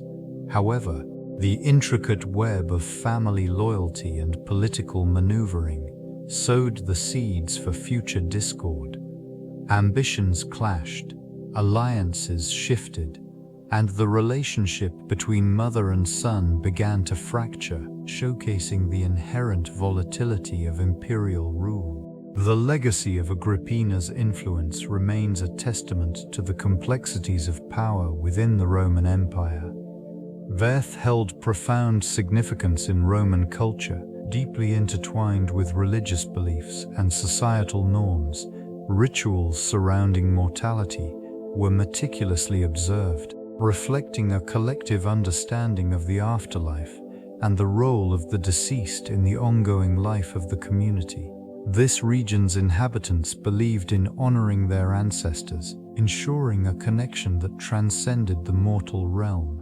Burial practices varied widely, from elaborate tomb constructions for the elite to simpler graves for the common folk. The importance of these rituals extended beyond the individual, serving as a means to reaffirm social status and lineage.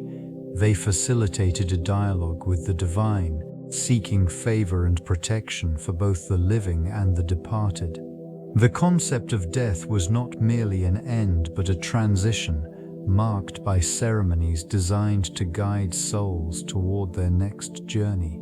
These customs influenced political dynamics, where the deaths of emperors often sparked power struggles, each successor vying to craft their narrative in the annals of history.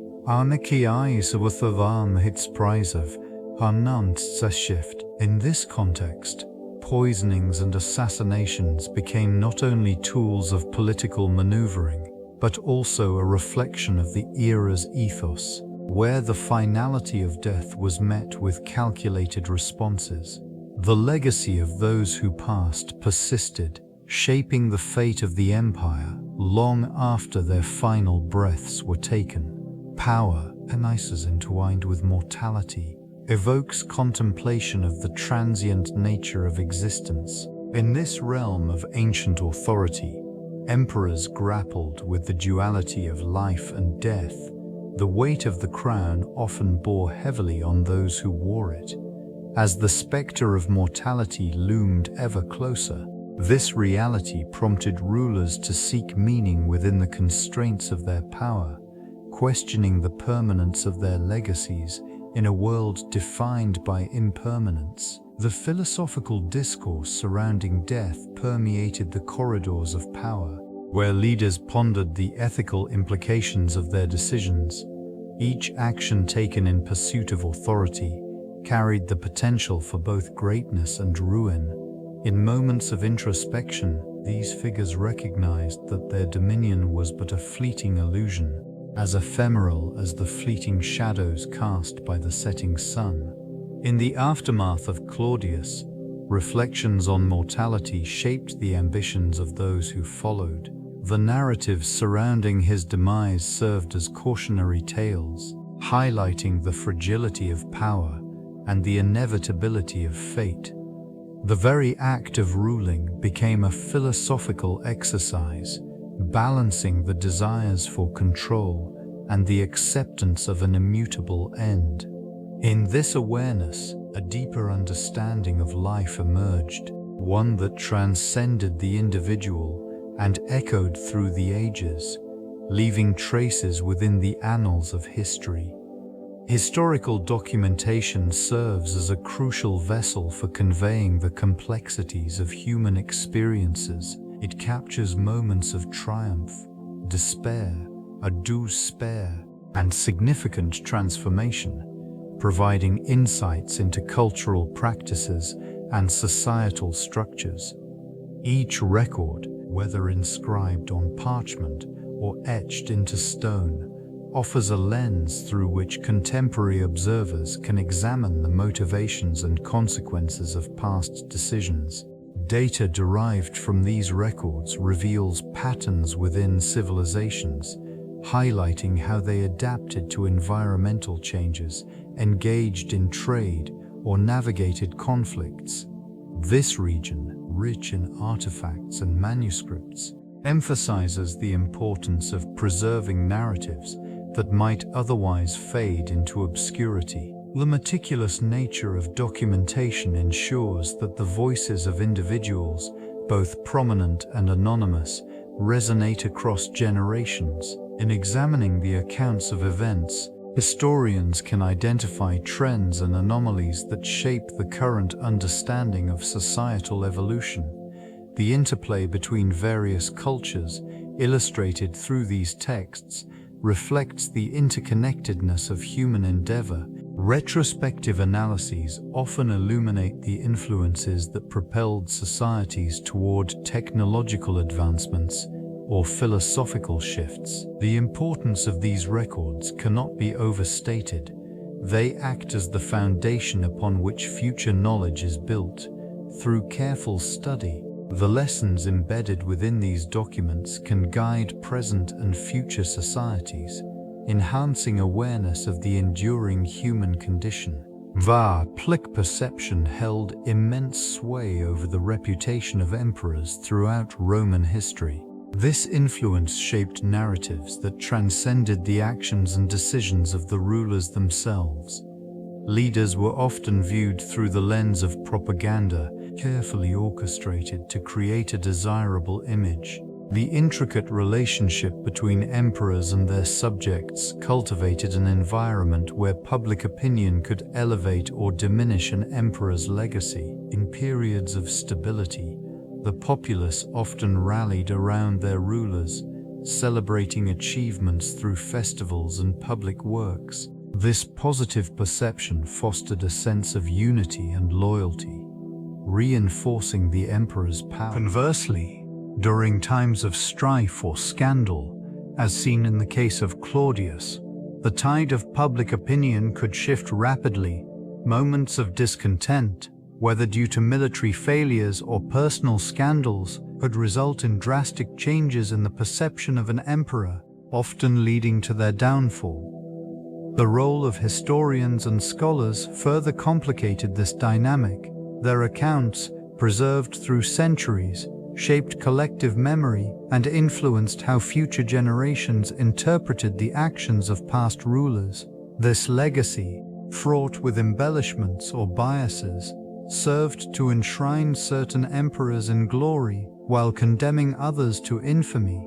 Thus, the interplay of perception and reputation became a crucial element in the continuity of power within the Roman Empire.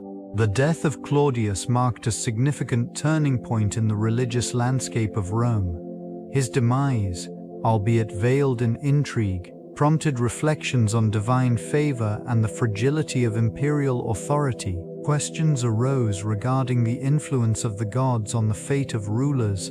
This event catalyzed a re-examination of the relationship between the state and its pantheon, as many sought to interpret the implications of such an untimely end. With Claudius gone, the populace turned to the oracles and augurs, seeking guidance and reassurance. The rituals once performed to honor him transformed, shifting from an emphasis on his legacy to a focus on the needs of the state in the wake of uncertainty.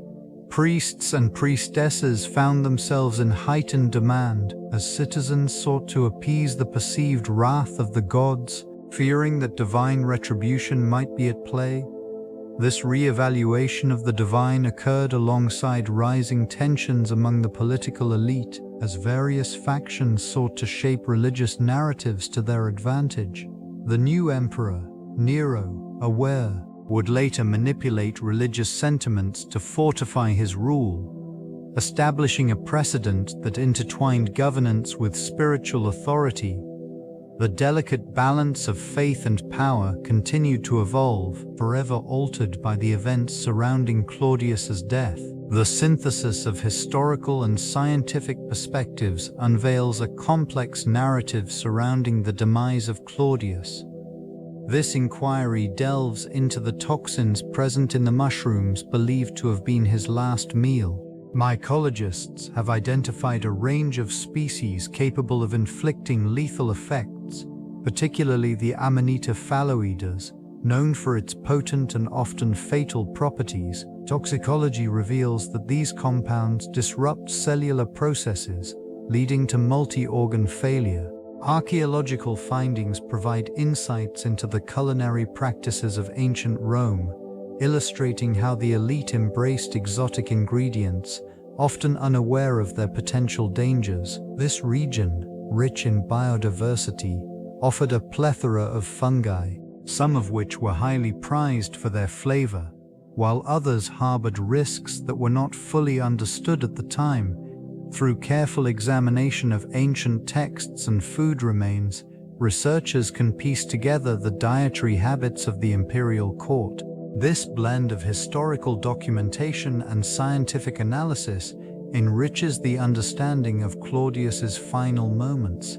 It emphasizes the fragility of life, even among the powerful, and the intricate interplay between human experience and nature's hidden dangers. The quiet decay of the empire mirrors the gradual unraveling of trust in leadership, as whispers of treachery lingered in the air, clouding the legacy of a once revered ruler. The legacy of Roman history captivates scholars and enthusiasts alike, drawing attention to the complexities of power and governance. This period, marked by ambition and intrigue, remains a subject of relentless inquiry. The lives of emperors, with their opulence and vulnerability, provide insight into the human condition, reflecting both brilliance and folly. Each figure is enshrined in the annals of time, their stories echoing through the ages, enshrouded in myth and reality. Investigations into their reigns reveal the intricate interplay of politics, warfare, and culture. This region, once the heart of a sprawling empire, serves as a backdrop against which the ambitions of leaders unfolded. The ruins of grand structures stand as witnesses to their aspirations, while the remnants of daily life offer glimpses into the societal norms of the era. Artifacts unearthed from ancient sites contribute to an understanding of the era's dynamics, revealing the daily struggles of citizens juxtaposed against the excesses of the elite. The fascination extends beyond mere academic interest, permeating popular culture through literature, film, and art. Each retelling reshapes perceptions, ensuring that the lives of emperors remain relevant as they embody the timeless themes of power, betrayal, and the pursuit of legacy in an ever-changing world. The legacy of Emperor Claudius is intricately tied to the circumstances surrounding his death, a stark reminder of the dangers that accompanied absolute power. The poisoned mushrooms, a seemingly innocuous meal, became a symbol of betrayal and intrigue within the Roman court. It illustrates the lethal potency of ambition and envy, where even the closest advisors were not immune to the allure of power. This event marked a turning point, revealing the fragility of leadership in an empire built on shifting loyalties and treacherous alliances. Each element of this narrative contributes to a deeper understanding of Roman society, where the dynamics of trust and deception were in constant flux. Claudius, often seen as an unlikely ruler, navigated a path fraught with challenges, yet his downfall underscores the precariousness of his position. The incident serves as a poignant reminder of the potential for betrayal lurking in the shadows, even amidst those who share the same table. In examining Claudius's poisoned legacy, it becomes apparent that the consequences of political intrigue resonate far beyond his reign. The impact of his demise reverberates through history, shaping perceptions of leadership and the inherent vulnerabilities that accompany it. Thus, the narrative of Claudius endures, a cautionary tale woven into the fabric of imperial Rome.